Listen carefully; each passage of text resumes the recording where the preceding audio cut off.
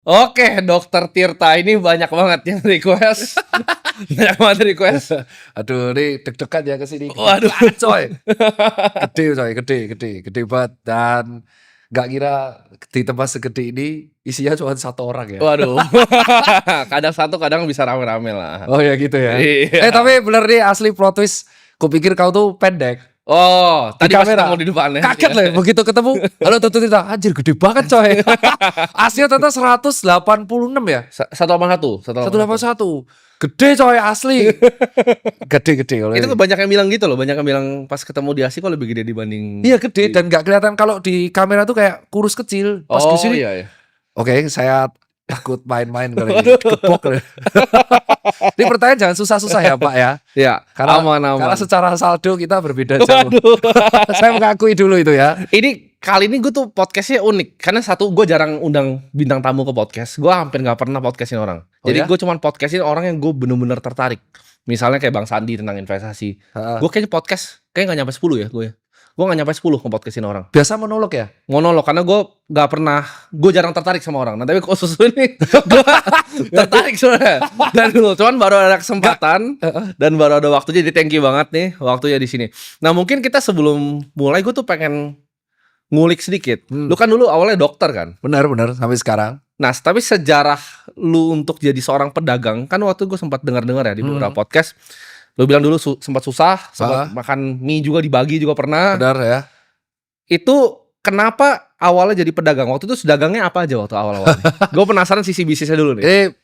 Kalau fakta itu adalah langsung straight to the point. Ya. Bisnis pertama kali aku umur semester 1, berarti 18,5 tahun. Itu real. 18,5 tahun. Iya, jadi usia 18 ke 19 di tahun 2009 akhir. Saat itu in fact aku ngerasa pada waktu aku masuk dokter ego dong, kayak wah ini jurusan dengan nilai tertinggi. Jadi kalau kita pada waktu itu kedokteran umum itu adalah jurusan dengan nilai paling tinggi kalau ujian masuk. Ya. Jadi masih ego akademik, Ursulin soalnya kan SMA, tahu ada Regina Pacis, jadi pengen masuk situ. Udah begitu masuk kita di brief di kuliah pertama dan aku baru ngerti ternyata jalannya itu maraton, panjang banget. Oke. Jadi S1 harus 3,5 tahun. Terus harus koas 2 tahun, belum kita harus internship dan harus spesialis. Aku anak tunggal nih. Bapak ibu, papa mamaku tuh orang bank, perbankan. Itu privilege pertama, itu yang nggak semua orang tahu ya. Aku ngomong di sini nih. Papa mamaku tuh orang keuangan dan sangat straight, apalagi papaku tuh dosen ekonomi. Oke, jadi orang bank dan juga dosen. Iya, dosen ekonomi. Jadi privilegeku di situ. Jadi akhirnya aku ngerasa, aduh nih kayaknya kalau maraton kayak gini, keburu orang tua aku mati, aku belum kelar-kelar. Itu realistis tuh. Oke. Jadi di semester 2 aku mulai dagang dan hal yang pertama aku jual itu power balance, Pak. Yang ini ya, yang dipakai di tangan itu ya. Iya, dan aku malah jadi distributor di Jawa Tengah. Nah itu gue pengen nanya nih, ini boleh juga sekali gue nanya ya. Power balance kan zaman kayak gue zaman SMP atau SMA waktu itu ada ya. Lu berapa sih? Sekarang 24. Gue 24. Anjir 10 tahun di bawahku. Iya, 10 tahun. Lo udah kaya gitu mau ngapain di sisa hidup? Ya pantes lah, gabut banget. Aduh, itu power balance itu beneran atau hoax? Enggak. Kan lu kuliah dokter kan? Enggak itu. Soalnya gue juga pas ditawarin teman gue tuh kayak sih ini. Katanya bisa apa kan lebih sehat ya katanya. Sebenarnya saat itu kan kalau nggak salah yang jual itu adalah di official, kalau nggak aku sebut merek tuh Point Break sama Planet Surf. Dan aku ingat banget itu jualnya sekitar 400-600 ribu. Dan itu viral gara-gara. Berarti gue kayaknya ditawarin yang KW waktu itu mahal. Ini lucu banget. Dan ternyata itu tuh viral gara-gara yang make mulai pebasket. Oke. Nah, pebasket mulai make nih. Terus viral kan karena aku kan kaskusan. Aku kaskus. Jadi Siototo Andrew Derwis aku kaskus. Ternyata di forum pada mendebatkan itu. Aku beli ori satu di Point Break. Dan aku beli yang dari kaskus. Gak ada bedanya, Pak. Oh. Bedanya itu cuma hologram. Oke. Jadi akhirnya aku berpikir, ini ori semua nih bagiku nih. Udah aku cari supplier. Terus aku jual lah di kampus. Wih viral Pak, kampus tuh pada beli semua. Sehari aku bisa jual dari 10, 50, 1000. Ya udah itu dagang pertamaku cuan di situ setengah tahun. Baru di bulan ke-7 di tahun 2010 tengah udah mulai laba banyak tuh, udah bisa. Jadi aku ditanya kapan kamu dapat cepek tiaw 100 juta pertama, itu adalah di 19 tahun. 19 tahun berarti itu zaman waktu itu kaskus. Lu berarti jualan dari kaskus. Iya, kaskus. Sama dong jual kaskus. Iya, jual kaskus tuh aku pertama, dan itu no fakta, privilege-nya adalah karena aku tidak tidak begitu kesulitan karena basic papaku adalah bank. Jadi aku muterin uang saku jadi Ya. modal gitu terus. Jadi cepet. Oke. Nah, uang 100 ini jadi jual berikutnya, jual tren. Setelah power balance aku melihat kayaknya trennya mulai redup, aku jual jam monol. Oke. Jam monol tuh yang kecil-kecil. Tahu. Tahu kan warnanya Tahu. beda-beda. Sama kejadiannya. Itu Gue juga jualan jam loh dulu. ori KW-nya nggak ada beda. Iya. Udah di situ triple aku. Dari 100 jadi 150-an sampai 160. Oke. Nah, habis itu di tahun 2011 aku jualan yang di situ aku kenal Mas Untung Store. Aku jual BlackBerry. Oke. Di 2011 lucu kan? Tapi juga- masih kuliah. Kita sama ya? Gue pernah jualan jam. Ini juga tentu nggak tahu nih. Gue nggak pernah cerita. Gue pernah jual BlackBerry, tapi bukan BlackBerry-nya, baterainya gue jual. Oh ya? Karena baterai BlackBerry itu gampang meleduk kan dia. Iya benar. Gue pernah jualan baterainya di Aku tuh Kaskus jual dulu. BlackBerry. Jadi zaman 2011 saat itu aku punya teman sekarang dia jadi sekolah spesialis namanya Dr. Alvin. Saat itu kan BlackBerry itu belum menjadi sesuatu yang ada distributor utama. Ya. Saat itu baru TAM, ya kan? Nah, akhirnya ya kita tuh order sendiri dari Alvin ini. Alvin itu order banyak, dia juga jual suplemen fitness. Aku bertugas menjualkan Oke. dari jual 1, 2, 3, 5 sampai 25 dan yang paling laris tuh Javelin, Gemini sama Bolt. Sampai apa aku? Iya. Itu Gemini, laba terus. Gemini yang paling murah kan? Iya, Iya, dan itu gua- laba terus. Seneng dong. Iya. Usia masih belum sampai 20, 3 kali usaha bener semua, IPK masih aman, egoku tinggi banget. Itu belum pernah gagal. Failku tuh malah menjual barang yang aku suka. Jual Oke. sepatu. Menarik. Gitu. Nah ini berarti banyak yang hidupnya berubah karena Kaskus ya bro ya. Iya, jualan. Memang Jadi tak- shout out untuk Andrew Darwis. Kemarin tuh gue sempat main ke klub dia. Kan dia bikin klub kan di Pick 2 tuh di Oh, Noya. akhirnya bikin dia. Dia bikin klub. Gue ketemu dia foto sama gue. Tapi gue gak sadar waktu itu dia. Wah, lu Gua soalnya nggak ada hangover kan? Gue gak sadar itu dia minta foto sama gue kan. Terus gue sini ini kayaknya yang bikin Kaskus ya. Gue bilang bro hidup gue berubah karena lu. Gue bilang. Sama, bener. Lakuin tuh. Kalau nggak ada Kaskus, kayaknya aku sampai sekarang tetap menjadi dokter spesialis dalam hidup biasa. Oh. Kaskus tuh ngubah hidup karena aku belajar ilmu dagang, komunikasi sama sharing di sana. Dulu kan kalau kita dagang maksimal dibatasin sundul 3 kali. Ya. Nggak boleh kita nyepam. Iya. Terus supaya aman harus ngumpulin cendol. Betul. Cendol tuh nggak boleh komen pertama, Iya kedua. ketua. Harus komen rapi satu-satu. Dan di situ aku mulai kenal Mas Untung. Mas Untung dulu di Jogja. Sekarang udah gede banget dia. Dia punya toko handphone. Oke. Saat itu ada 3. Aku kecil-kecil lah jual handphone. Jual kecil aja masih kayak gitu. Iya. Dan si Mas Untung ini seangkatan sama Renan Store sama PS Store. Oke. Nah, itu tapi gimana caranya waktu itu lu balance antara jadi pedagang. Kita ngomongnya pedagang ya waktu itu ya mungkin ya. Belum pengusaha seperti sekarang. Pedagang sama jadi seorang dokter. Waktu masih kuliah posisinya kan. Masih Dan kuliah. dokter kan salah satu kuliah yang orang bilang paling sulit. Lebih sulit dari hukum kan banyak yang bilang. Ini yang mungkin teman-teman nggak tahu. Jadi di sistem kuliah kedokteran itu sekarang nggak paket SKS. Dia pakainya blok. Jadi kayak kita udah dipaketkan dan kita udah tahu jamnya tuh dari jam 7 sampai jam 5. Dan bagiku saat itu aku ngitung nggak tahu, aku baca buku, ada satu buku yang aku baca ini terpengaruh. Jadi pas kecil aku tuh baca buku namanya A Child Called It. Dan itu yang ngarang Dave Pelzer. Nah, di hari situ aku tahu bahwa kalau orang mau kaya, ini aku nggak tahu kalau pendapat kita berbeda. Tapi kalau sama ya puji Tuhan. Jadi kalau orang mau kaya itu dia harus mengeluarkan effort yang lebih daripada orang lain. Oke ya. Nah, orang normal saat itu melihat bahwa habis kuliah ya 9 to 5 pulang, garap tugas, tidur. Dan aku merasa saat itu hidupku kalau mau berubah ya aku harus mengeluarkan effort yang lebih, dan effort lebih itu kugunakan buat dagang. Jadi ya 7 jam kuliah, 5 jam itu dagang, 2 jam itu bisa buat belajar, sisanya tidur. Jadi aku praktis tuh bisa setahun nggak pulang Solo, padahal mudikku cuma Solo. Solo Jogja tuh deket, kampungku Solo. Bisa nggak pulang. Yang setahun aku bisa nggak pulang, tahun cuma sekali, pulang cuma sekali karena ngurusin dagang, COD sana sini. Oke.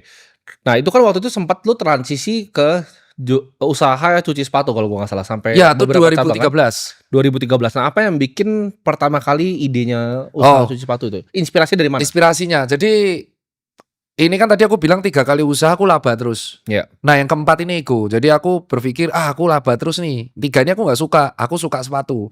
Dan saat itu aku bertugas pengen menjualkan barang yang aku suka, yaitu sepatu. Kebetulan sepatunya brandnya namanya Macbeth. Dan saat itu Macbeth viral banget. Belum, sekarang udah comeback tapi nggak seviral dulu.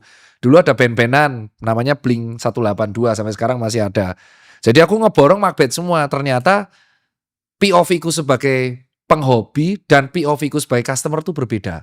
Jadi aku cenderung kulak, kalau orang bilang pedagang ya kulak, itu yang menurutku suka, keren. Ternyata ya nggak nggak works, nggak laku. Nah, itu titik rugi pertama. Akhirnya kenal di Kaskus, ada sebuah forum lagi. Nah ini nyelamatin tuh. Kita jebul forum, ternyata forum itu namanya Sneaker Addict dan itu jual beli. Selain dia ngobrol tentang sneakers, dia jual beli sepatu bekas. Oke. Nah pas jual beli sepatu bekas, aku dapat nih customer pain point-nya. Ternyata kalau jual beli sepatu bekas, sepatunya itu gak dibersihin. Oke. Dan saat itu pembersih masih mahal, terkenal di Jakarta, di Kemang doang yang bersihin sepatu. Ya udah di Jogja aku bersihin dari kos ke kos. COD masih ingat aku COD dan COD-nya itu masih ada di depan 3 Second di Jalan Kaliurang. Nah, awal puncaknya itu ya makanya kalau kita berusaha lebih pasti akan ada alam yang membantu. Gunung Kelut itu meletus di 14 Februari 2014. Ya, jadi aku nyuci di kos tuh dari 2011. Ya udah penghasilan biasa 2 kali WMR lah, 2 kali WMR Jogja saat itu berarti 3 ribuan. Cukup lah buat nambah-nambah. Gunung Kelut meletus, abunya tuh ke Jogja. Aku tuh post foto before after di Instagram sama Twitter. Oh, Viral. Fotonya viral, ya udah the rest history. Habis itu aku September buat toko pertama, buat toko kedua, toko ketiga, dan aku setuju sama statementmu yang bilang kalau bisnis belum menjamin tete bengek, jangan ngajuin debt. Ya, sampai sekarang aku belum punya debt. oke. Itu setuju Menarik. dulu. Itu setuju. Aku suka statementmu itu. Iya. Itu aku nggak punya debt dan aku hanya muterin equity laba dari equity, kuputerin yang karena bapakku dosen ya aku low risk ya. Jadi equity dari toko 1 jadi toko 2, toko 1 2 jadi toko 3 gitu terus sampai sekarang. Oke, itu berarti yang cuci sepatu. Berarti Iya. lu pernah juga punya, kalau gua salah, titip sneakers. Nah, gue pengen nanya, kenapa bikin bisnis yang titip sepatu? Oh, Titip jual sepatu. Karena gini, ini pengalaman gue ya, dan gue lumayan kenal banyak orang yang di industri ini juga, yang besar-besar, dan itu sebenarnya kan banyak yang nggak tahu itu sebenarnya bisnis yang tidak terlalu menguntungkan kan sebenarnya. Karena satu, lu nggak bisa kontrol stoknya, lu nggak bisa kontrol pricingan itu sepatunya orang, lu mesti ada beban autentikasi, lu mesti ada shipping dan segala macem, logistiknya berat. Betul. Dengan margin cuma 10-30%. Ya betul, tepat sekali, nggak ada beda ya. Tapi salah satunya jadi gede di Cake Avenue. Iya. Ini menarik nih, tadi riset karena data. Oke. Jadi di Instagram itu aku titip jual itu lewat Instagram. Namanya dulu Cipeng Store. Itu julukan awalku terus jadi Cipeng Store itu yang membuat awal mula Instagramnya Tirta dari 10.000 menjadi 150.000 tuh Iya. Cipeng Store. Alasannya simple karena aku punya industri cuci sepatu. Aku tuh saat itu kan belum ada AI semasif ini, belum ada sumber data. Aku juga belum tahu cara analis data, belum bisa connect engineer. Aku hanya pakai cara bodon kalau sepatu yang paling sering dititip jual itu adalah sepatu yang paling sering demand-nya paling tinggi. Oke. Relate ya. Jadi aku gak peduli tuh karena costnya kan cuma markup 100.000, sehari paling laku 10 itu cukup bisa buat bayar pulsa atau gaji admin. Tapi kita tahu misalkan di bulan Oktober yang titip jual tertinggi Fans Authentic saat itu. Berarti aku akan buat konten YouTube Fans Authentic dan aku akan ngebuat promo cuci sepatu khusus fans.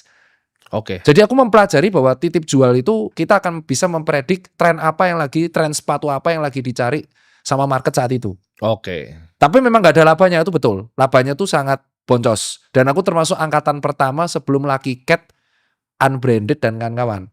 Oke. Dan gara-gara itu bisa nebak. Yang paling sering dititip jual di 2018-17 tuh Vans. Oke. Terus 2019 tuh peralihan ke Jordan, Chicago, Off-White semua. Ya. Sampai akhirnya aku udah tutup karena sudah gak ada waktu. Sekarang datanya kan aku sudah punya CTO kan yang bisa mengolah.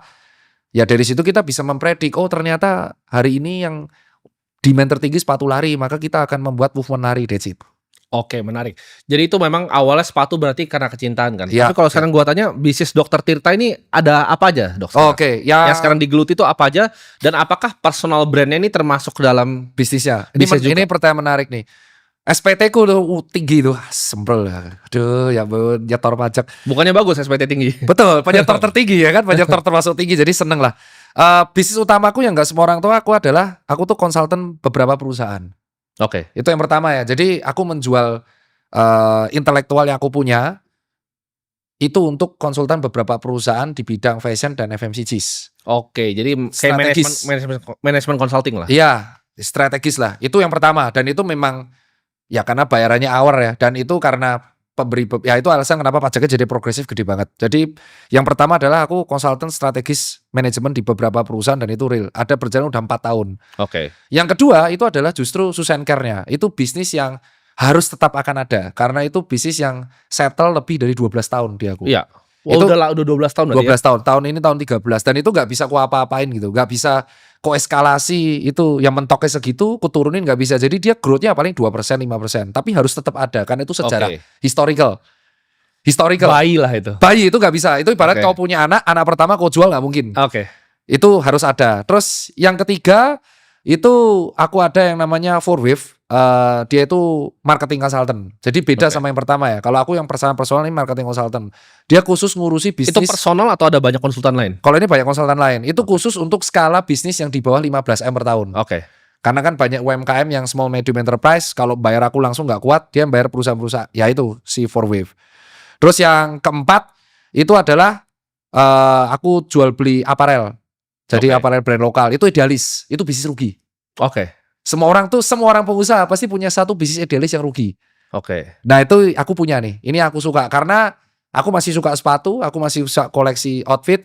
Itu Ya. tokonya di Post Blok. Itu boncos tapi aku akan hidupkan terus karena aku bisa senang aja ketemu customer memilih sepatu. Yang Oke. terakhir itu bisnis terkait profesi utama. Tidak aku suka tapi harus aku lakukan. Oke. Itu klinik wellness dan dermatologis. Oke. Karena aku suka sport, partnerku banyak dermatologis, kita membuat barang itu di Yogyakarta. Oke. Itu 5. Kalau personal brand apakah masuk ke situ? Apakah lo take endorsement dari luar untuk semacam media placement-nya atau gimana? Jujur boncos. Semua konten yang aku buat itu rata-rata kayak contoh di Instagram dan YouTube itu adalah personally dari OPEX-ku sendiri. Cost pribadi berarti Cost pribadi. Dan itu memang dibuat untuk mendekatkan aku pada si customer. ya? Oke. Nah itu jadi ibaratnya aku hanya saat itu aku menirunya gini. Aku melihat bahwa Mark sama Jeff Bezos itu kenapa ngonten saat itu. Aku melihatnya. Terus kenapa mereka atletis. Jeff Bezos itu bahkan latihan MMA. Terus Mark itu kemarin 5K-nya aja di bawah 20 kilo. Jadi aku Ya. melihat kenapa orang ini konten gitu. Terus akhirnya yang aku lihat, oh berarti mereka menjadi BA perusahaannya sendiri. Nah itu yang aku lakuin. Oke. Jadi Jadi kalau- nanti ada pertanyaan tentang Jeff Bezos di belakang. Iya kan? Ini menarik. Jadi aku tuh menganggap orang-orang ini aneh ya. Kenapa Elon Musk tuh sampai membeli medsos. Jadi aku melihat, oke berarti CEO yang jadi personal brandnya di maintain itu dia akan menjadi BA perusahaannya. Cuman ada plus minusnya. Ya. Kalau kita menjadi BA perusahaan sendiri, kita salah statement, habis itu perusahaannya. Ya, kepleset abis. Kepleset habis. Dan aku pernah kejadian gitu berkali-kali. Oke. Pas COVID. Oke. Rontok tuh aku pas COVID tuh rontok. Aku dari situ aku belajar berharga banget. Jadi aku melakukan personal brand itu untuk pure mendekatkan diri pada customer. Ya. Nah kedua, nah ini yang lucu. Apakah dapat duit dari endorse? Rata-rata brand yang masuk ke aku itu justru akhirnya menawarkan kolaborasi dan bulking konsultan. Jadi kalau endorse itu kan kayak gini.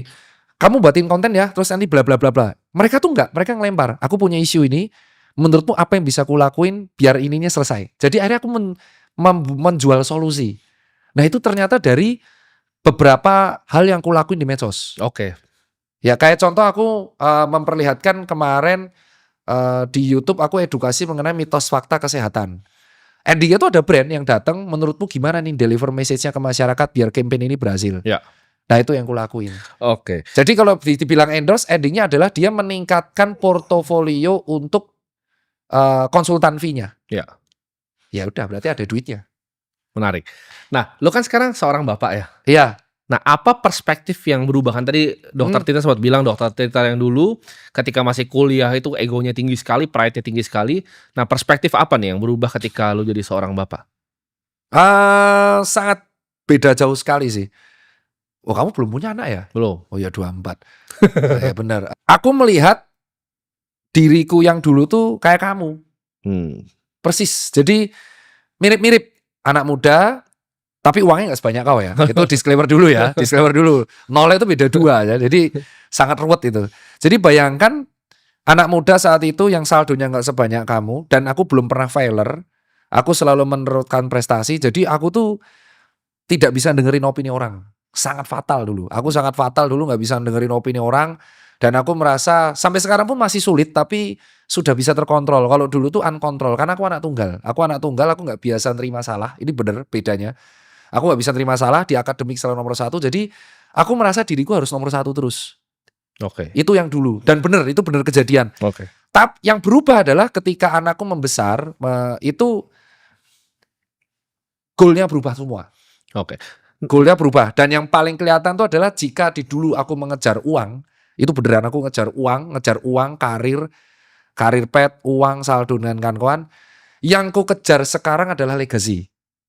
Itu agak berbeda ya. Nah, legacy di sini maksudku adalah aku merasa kalau aku mati, kayak sometimes atau suatu saat nanti aku akan mati, terus uang itu akan ya udah that's it. Anakku akan dapat warisan, anakku akan selesai, kelar. Dia nggak akan mengenang aku sebagai yang menelurkan apa lah, ya udah. Ya. Jadi aku merasa harus ada legacy biar dia itu ketika dia nanti gede dia tahu aku siapa. Nah itu yang ku lakuin sekarang. Oh bapaknya itu ternyata membuat usaha. Oh bapaknya itu tetap kuliah lagi. Bapaknya akhirnya membuat health. Jadi dia tuh nanti akan struggle. Yang ku takutin kalau dia itu hanya dapat uang besar banyak banget.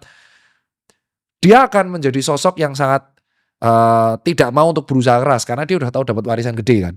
Ya. Nah itu akhirnya aku fokus untuk membangun legacy biar anakku itu tidak menjadi seperti aku yang zaman muda. Itu yang ku takutin banget. Oke, tapi apa value utama yang lu pengen tanamin justru di anak lu ini? Proses sih. Oke. Proses. Dan proses tuh semua orang tuh sekarang pengen result ya. Itu terjadi gara-gara jadi orang tuh pengen cepat-cepat merasakan kepuasan dan kekayaan, terutama cowok-cowok usia 17 sampai 24. Ya. Dan mereka tuh gak bisa sabar, kayak contoh, wah kita gak bisa sabar tiba-tiba di usia 24 dia ngerasa gini-gini doang terus nyerah gitu aja. Ya. Jadi aku merasa mereka harus punya proses. Nah itu yang value yang pengen ku tanemin ke dia. Dan dia tuh pada waktu anakku tuh pada waktu sekarang sudah mulai paham mengenai aset ya. Enak ya apa? Aku gak mau dia ngerendahin orang lain yang asetnya di bawah dia. Jadi aku selalu menerangkan kamu tuh bisa kayak gini karena privilege. Karena aku dan mamahmu juga dokter spesialis. Jadi kamu harus tahu kita privilege kan kita divorce ya. Tapi masih akrab aku udah punya keluarga baru tapi aku harus rutin ke Jogja. Jadi aset mamahmu aja gede, asetku gede. Jadi jangan sampai kamu terjebak dalam itu ya. Itu yang aku ajarin terus. Aku takut kalau nanti dia gede malah memanfaatkan asetku jadi arogan kemana-mana malah jadi tukang bully, repot aku nanti kan. Jadi aku nggak mau dia menjadi seperti Tirta yang pas muda karena itu sangat dangerous ya. Oke, menarik banget. Ini akan masuk ke pertanyaan yang gue sekarang beneran pengen tanya ini. Gue dari dulu udah lama pengen ketemu dan gue pengen tanya nih, ngopi dulu ya. Ngopi dulu karena ini pasti pertanyaan spontan ini. Nah, kan tadi lu sempat bilang soal COVID. Nah ini juga sesuatu yang sangat menarik buat gue. COVID itu adalah fenomena yang sangat menarik. Kalau gue lihat secara sosial dan juga secara keuangan. Nah bagaimana tanggapan lu terhadap statement gue ini ya? Menurut gue COVID itu real, virusnya itu ada. Tapi itu social engineering yang ada di belakangnya dan orkestrasi itu luar biasa untuk tebar vir. Statementmu ini sebenarnya nggak ada bedanya sama statementku zaman dulu. Cuman aku berakhir di rujak. Oke. Habis itu aku. Aku ingat banget. COVID-nya itu ada jelas. Ya. Pandeminya itu ada, itu jelas. Dan aku masih ingat banget videonya itu masih beredar bahwa solusi saat itu adalah kalau misalkan COVID itu masuk di lingkungannya masih kecil, itu bisa di lockdown. Dengan kita melockdown satu tempat, itu akan mengurangi potensi efek domino di tempat lain. Ya. Itu habisku pertama. Karena aku dituduh sok tahu saat itu. Nggak kita akuin lah. Kalau misal kita masuk nih satu daerah ini kita lockdown, dia nggak akan nyebar kan. Ya. That's it. Tapi faktanya kan nggak. Itu aku habis tuh pertama di rujak tuh. Yang kedua adalah ketika aku mengatakan bahwa reaksi kita itu paniknya memang luar biasa berlebihan. Ya, at the end kita tuh nggak bisa ngapa-ngapain. Ya. Aku udah ngomong itu. Aku mengeluarkan edukasi yang sangat kontroversial saat itu. Aku masih ingat, yaitu edukasinya bahasa Jawa ya. Mangan masker. Aku ingat banget, aku ngeluarin edukasi itu. Ya kita tuh solusinya makan masker. Makan masker. Aku tuh diketawain ngeluarin edukasi itu. Karena saat itu dikatakan, ya kamu tuh meremehkan COVID. Aku akhirnya mengcounter, ya kita bisa ngapain? Saat itu vaksin belum keluar. Ya. Terus kita di dalam rumah. Nggak ngapa-ngapain. Ya kita akan mati coy kelaparan. Ya. At the end aku mengatakan ya kita hanya bisa menjaga daya tubuh kalau nggak olahraga. Ya makan makanannya bergizi. Itu yang pertama dirujak karena lockdown, yang kedua dirujak sejawat. Oke. Dan yang ketiga, aku tuh mengkritik soal APD. Karena mahal banget. Saat itu aku ingat banget aku membantu menyumbang APD dan itu boncos cok. Masa satu APD bisa 1,5 juta. Oh iya, dan malah dinaikin harganya. Padahal orang-orang butuhin 95. Saat itu yang dapat apresiasi. Dah, jadi satuan PCC 2 boncos. Nah, yang terakhir ini di 2021. Ingat kan saat itu ada Delta. Ya. Terus ada new normal. Saat itu bilang adalah kita harus mulai terbiasa sama virus ini. Kalau enggak, ya kita enggak akan bisa survive. Itu berakhir aku dirujak lagi. Oke. Jadi aku akhirnya melempar balik ke teman-teman sejawatku. Aku tuh selalu di titik garis tengah. Oke. Garis tengah itu adalah kita tuh kan negara dengan jumlah penduduk yang sangat besar. Dan kita itu kan mobilitasnya tinggi. Jadi kita tidak bisa itu saat itu kalau kita pure social distancing. Jadi akhirnya orkestrasi itu ya virusnya ada, kepanikannya ada, tapi Ya. memang itu akhirnya membuat kerontokan ekonomi yang sangat luar biasa. Tapi muncul orang kaya baru dari situ. Ini kita ngomongin soal kerontokan ekonomi, karena ini yang gue pengen tanyain. Karena COVID itu gue melihat sebagai salah satu agenda untuk meriset dunia ini. Karena dengan COVID, bisnis kecil tuh banyak yang hancur berantakan. Ini kita ngomong di Amerika aja deh, nggak usah di sini ya. Sini juga mungkin mirip ya.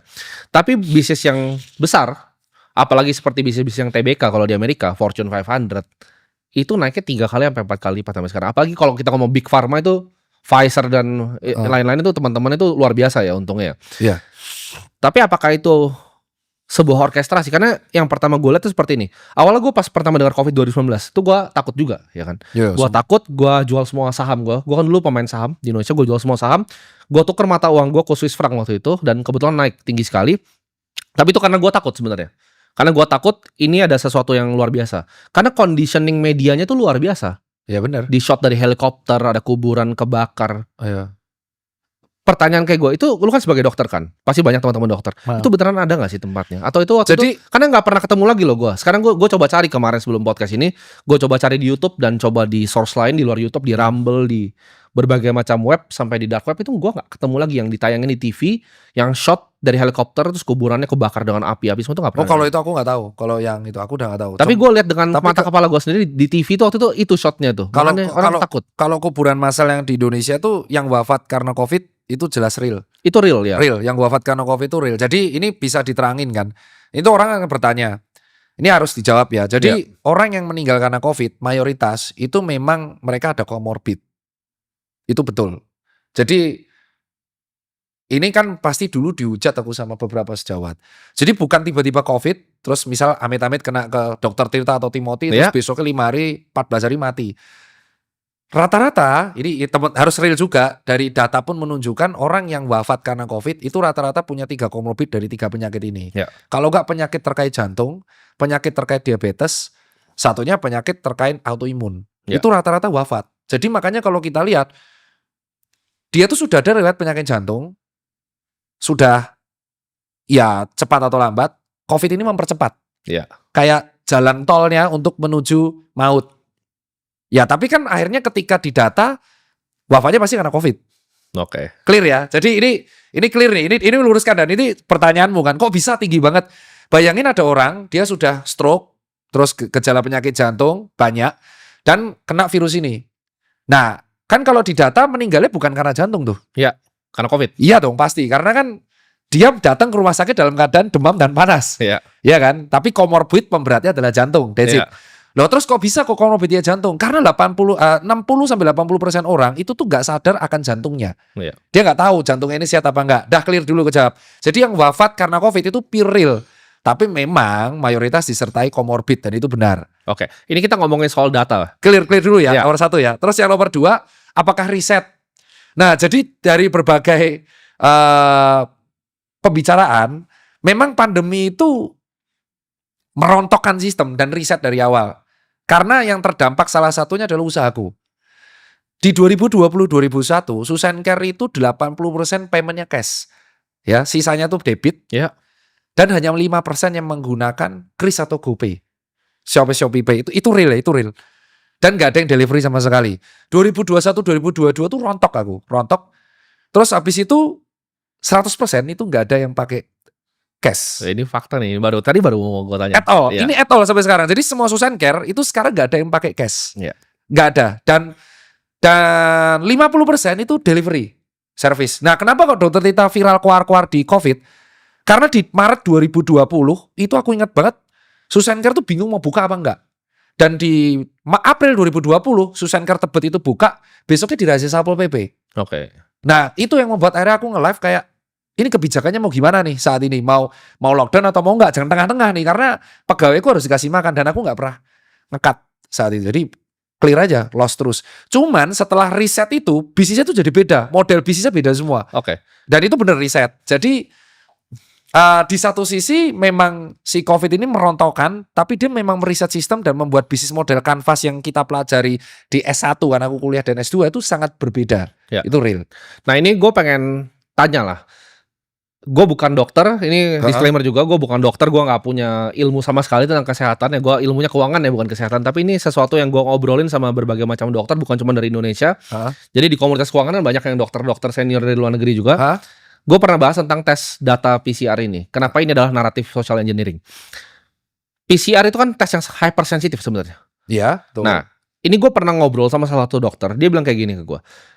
Itu kalau lu flu 2 minggu lalu, sekarang udah sembuh, virusnya udah mati nih di hidung lu. Tapi lu tesnya dengan PCR, itu bisa kena positif virus yang udah mati. Jadi PCR itu kalau digunakan untuk seperti widespread massal gini, itu pasti yang plus tuh banyak sekali. Dan datanya itu pasti ngawur satu dunia itu tentang jumlah COVID-nya. Jadi ketika ada yang mati, bahkan virus COVID udah mati, dia kena PCR dia COVID, padahal emang udah mau mati aja orangnya. Di data orang yang mati sama COVID. Iya, makanya disebutnya itu adalah hypersensitive but not specific. Iya, jadi ini kan semacam social engineering massal, bukan ini beda pendapatnya. penyakit yang luar biasa berbahaya sebenarnya kan. Sebenarnya kalau dibilang dangerous menurutku tetap dangerous ya. Karena segala sesuatu yang merontokkan apalagi sistem pergerakan ekonomi dunia itu tetap menurutku danger. Itu dijadikan alasan atau enggak? Karena kan di 2025 ini direktur CIA zaman Joe Biden baru keluarin statement kan. COVID ini kemungkinan besar tuh di lab. Yang dulu diketawain sama orang. Dulu dibilang ini kan memang penyakit yang ada. Aku termasuk baru dikeluarin nih 2025 nih. Aku termasuk yang setuju ya soal itu ya. Dan itu membuat aku dihujat. Makanya kan bioweapon kan sebenarnya. Aku nggak bisa bilang itu. Itu kamu ya. Ya. Karena gini nih, ini situasi ini mungkin penontonmu akan suka. Jadi kan Bara kemarin teman-temanku pada bilang akhirnya keluar bahwa ini bukan dari kelelawar tapi dari lab gara-gara statement beliau kan. Ya, itu statementnya aku direktur CIA ya. Baru tapi statement ya, baru. 2021 kan nggak begitu. 2021 kan aku ngomongnya masa sih itu Gutu Picru gara-gara kelelawar. Kan dihujat. Saat itu aku dihujat. Aku malah dituduh, wah Dokter Tirta gara-gara ngobrol sama teman-teman yang pro konspirasi malah percaya. Enggak, kita kan tetap berusaha kritis. Ya kan? Tapi sekarang kenapa nggak mau ngomong karena capek? Ya. Karena aku saat itu dihujat kanan kiri gitu loh. Oke. Menjadi tengah tuh nggak enak, Tim. Ya. Aku nggak tahu kamu rasanya gimana, tapi saat itu aku tuh tengah tuh jadi kayak aku percaya virusnya ada, tapi aku berusaha kritis gitu loh. Kayak Too Good to Be True, masa sih dari kelelawar tiba-tiba semasif ini gitu loh.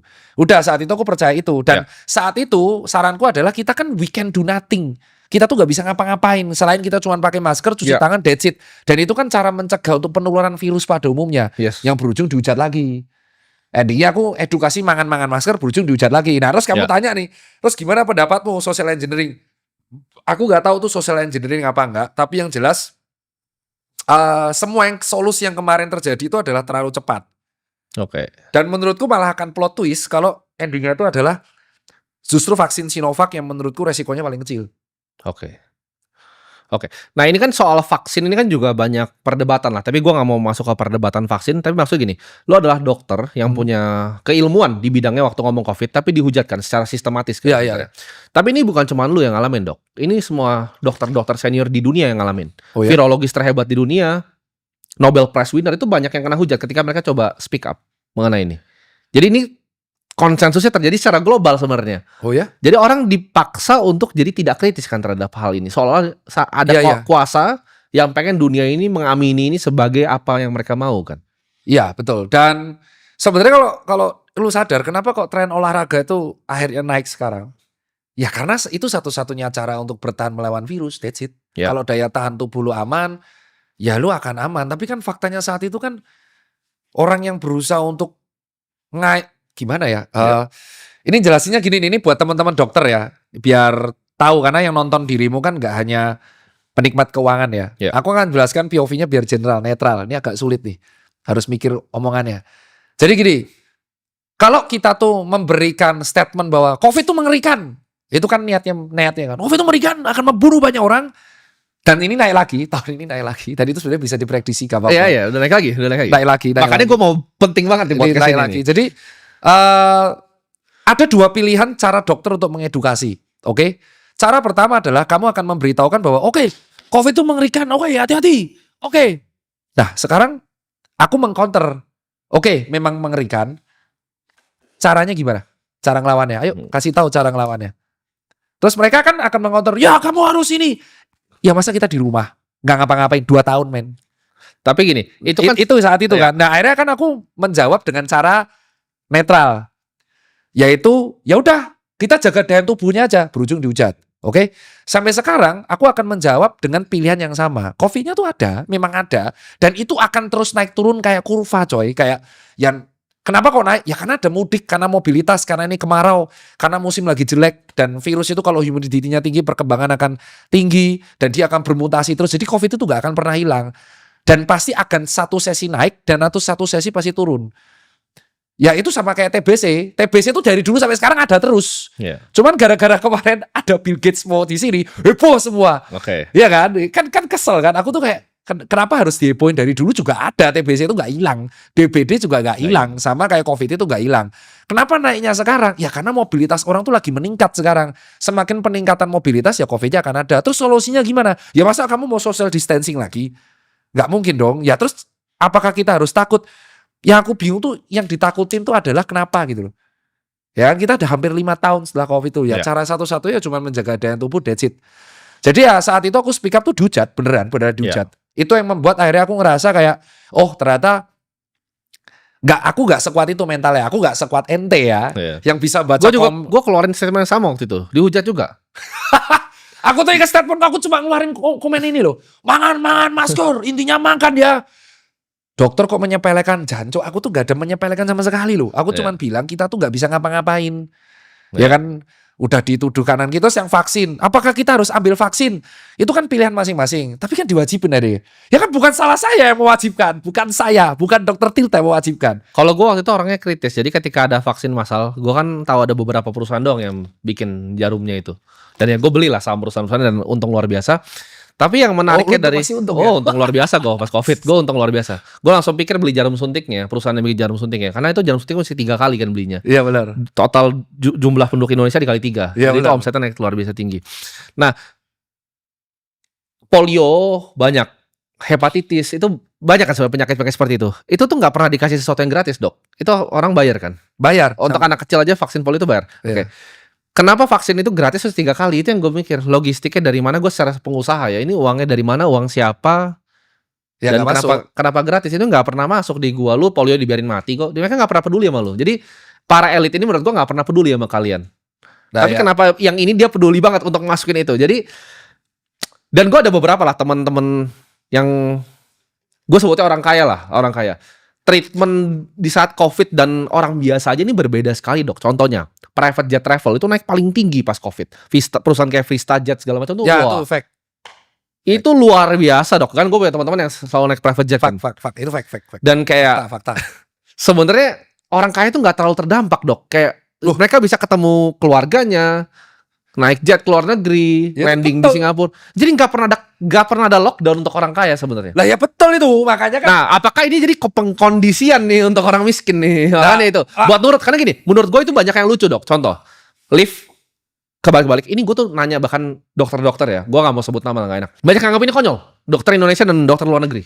Apa sih lift itu begini ke belakang pantat-pantatan? Saya gak ikut. Terus itu. Misalnya ada yang di depan itu makan dikasih apa namanya? Ini kayak penjara itu dikasih plastik. Dikasih plastik. Nah itu menurut gua mereka yang bikin ini bukan mikir ini untuk kesehatan sih, buat lucu menurut gua. Karena ketika lu udah punya semua uang di dunia, yang lu pengen kontrol kan, lu pengen lihat oh ini nurut nggak? Compliance test menurut gua COVID itu. Siapa yang nurut, siapa yang enggak. Jadi lu pantat-pantatan ya. Di lift tuh lucu banget loh dok semua. Mereka benar-benar kayak ikutin loh. Kan gue tiap kali ke mall gue kayak ini orang-orang tolol ya begitu. Terus ketika gue berdiri di tengah ada yang bilang, ada yang kadang toel gue kan bilang kayak ini ikutin mas, nggak mau saya.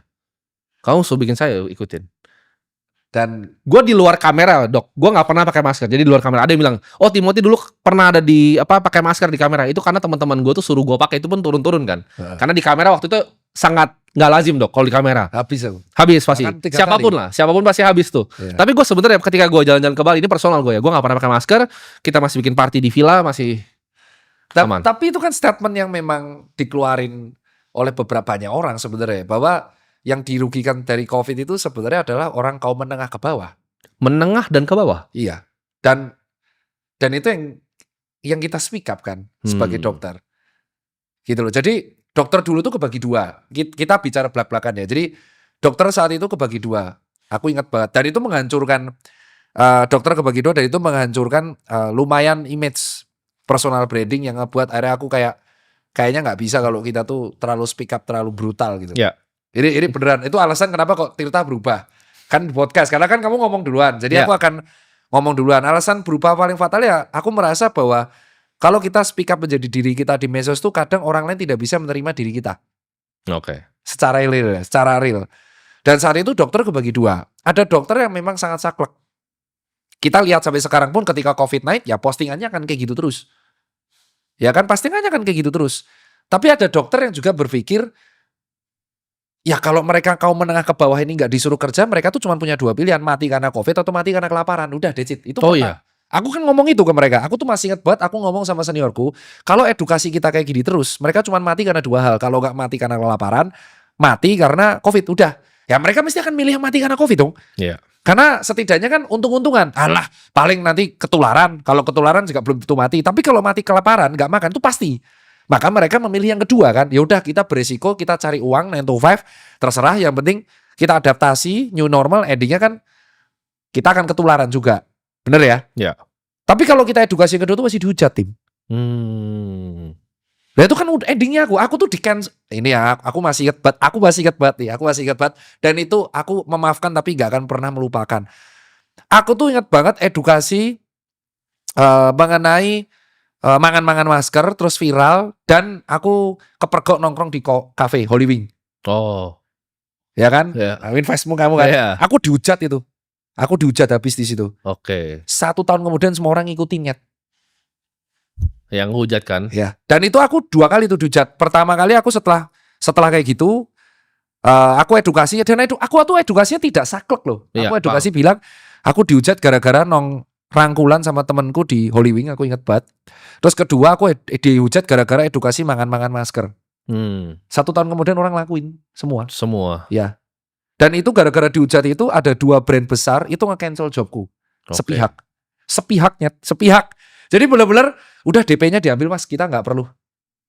Oh. Wow, itu masih inget banget aku masih inget 20. Jadi ini sistematis kan sebenarnya. Ya, Apakah itu cancel netizen beneran atau sistematis? Aku keselnya saat itu cuma satu adalah Edian 1 tahun kemudian orang melakukan apa yang aku lakukan. Nah, dari pengalaman lu waktu itu, Dok, itu menurut lu sistematis Oh ya, kalau serangannya itu sistematis. Itu kan alasan atau aku marah. netizen? Kalau Ya. menurut gua bukan cuma netizen biasa begini. Enggak, kalau kan. itu tuh sistematis kan? enggak, aku masih ingat banget itu Holy Wing sama aku update. Ya. Dan saat itu aku bisa jujur ya, bisa tanya sama Ivan. Iya. Ivan itu manggil aku untuk diskus rapat. Ini enaknya mau diapain? Apakah kita tuh mau kolaps aparel? Terus kita akan menjual aparel ini. Terus nanti kita membagikan nasi bungkusnya Holy Wing. Iya. Saat itu Holy Wing ngeluarin nasi. Yuk kita. Terus habis meeting, minum, rangkulan, ambiar coy. Ambiar itu 2 hari 2 malam. Habis tau. Dan yang hujat aku, kau tahu siapa? Siapa? Dokter. Oke. Padahal waktu itu sama Ivan tuh pengen bagi-bagi makan. Karena gue inget Ivan zaman itu dia pengen bagi-bagi Lah ke ya itu nakes sama kan. aku, sama baju. Yang buat baju nakes kan. Lah ya itu. Jadi buat teman-teman yang nggak tahu, Itu. Holy Wings tuh supply banyak sekali makanan ke Lah ya itu. semua rumah sakit. Dan saat itu aku habis. Tanya Oh. Ivan habis. Itu berdua habis, dan aku sama Holy Wing tuh posisi bingung. Aku nyalahin adminnya. Adminnya minta maaf, aku masih ingat adminnya minta, "Dok, kami nggak ngira impact-nya segede ini." Aku ingat captionnya, "Dokter Tirta aja Holy Wing kamu kapan?" gitu. Nah, itu captionnya kan. Akhirnya saling menyalahkan. Cuman aku keselnya tuh Edian semua orang melakukan dan itu lebih parah. Dan pas aku keluar Jakarta itu kayak nggak ada COVID. Itu Nah, yang iya, buat iya. aku tambah dongkol. Jadi Habis itu kan aku dongkol kan. Oke lah, setengah aku skip, aku ngaku salah. Terus aku di relawan tuh dicopot. Gara-gara kejadian itu aku gak jadi relawan lagi. Wah, Iya. chaos banget lah habis itu. Walaupun sehubunganku sama Ivan tetap membaik ya. Dan itu aparel masih ada, masih dead stock. Jadi Iya. kalau mau beli gak apa-apa.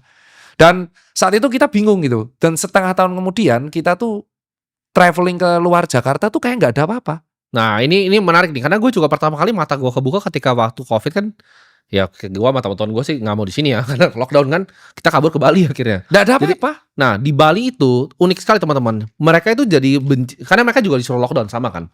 Tapi orang Bali itu punya pikiran yang berbeda sama orang-orang Jakarta. Jadi pas gue ngomong sama supir gue, beli kok nggak pakai masker? Ah persetan lah masa ini kayak Ya begini. karena sama. Karena mereka ngerasa makannya mereka mau dimatiin sama ini nih. Terus mereka ngerasa gue nggak peduli. Ya Bagus karena- mati aja karena gue gak bisa makan. Mereka Ya ngomongnya sama. bener kan daripada Bagus mati aja gue katanya gitu. ya daripada nggak bisa mati kelaparan, nah mending kena COVID. Jadi yang ke brainwash itu cuma orang Jakarta sebenarnya. Orang di Bali itu nggak ada yang kena propagandanya itu. Mereka buka semua kok masker. Ya itu yang aku kesel tuh. Kenapa ya terus aku dicap pada waktu itu ada satu statement di Twitter tuh aku ingat banget, itu ngeselin banget. Aku masih ingat ada sejawatku bilang, gelarnya aja dokter, tapi attitude-nya ternyata aslinya tidak menghargai orang-orang yang mati karena COVID. Wah itu kesel banget aku sama statement itu. Aku ingat itu Framingnya jelek itu. framingnya jelek. Dan itu tweetnya viral dan itu yang ngeluarin dokter di Iya. Twitter. Aku masih ingat namanya, Dokter R. Akunnya hilang karena kemarin kena kasus. Kena karma kau kan.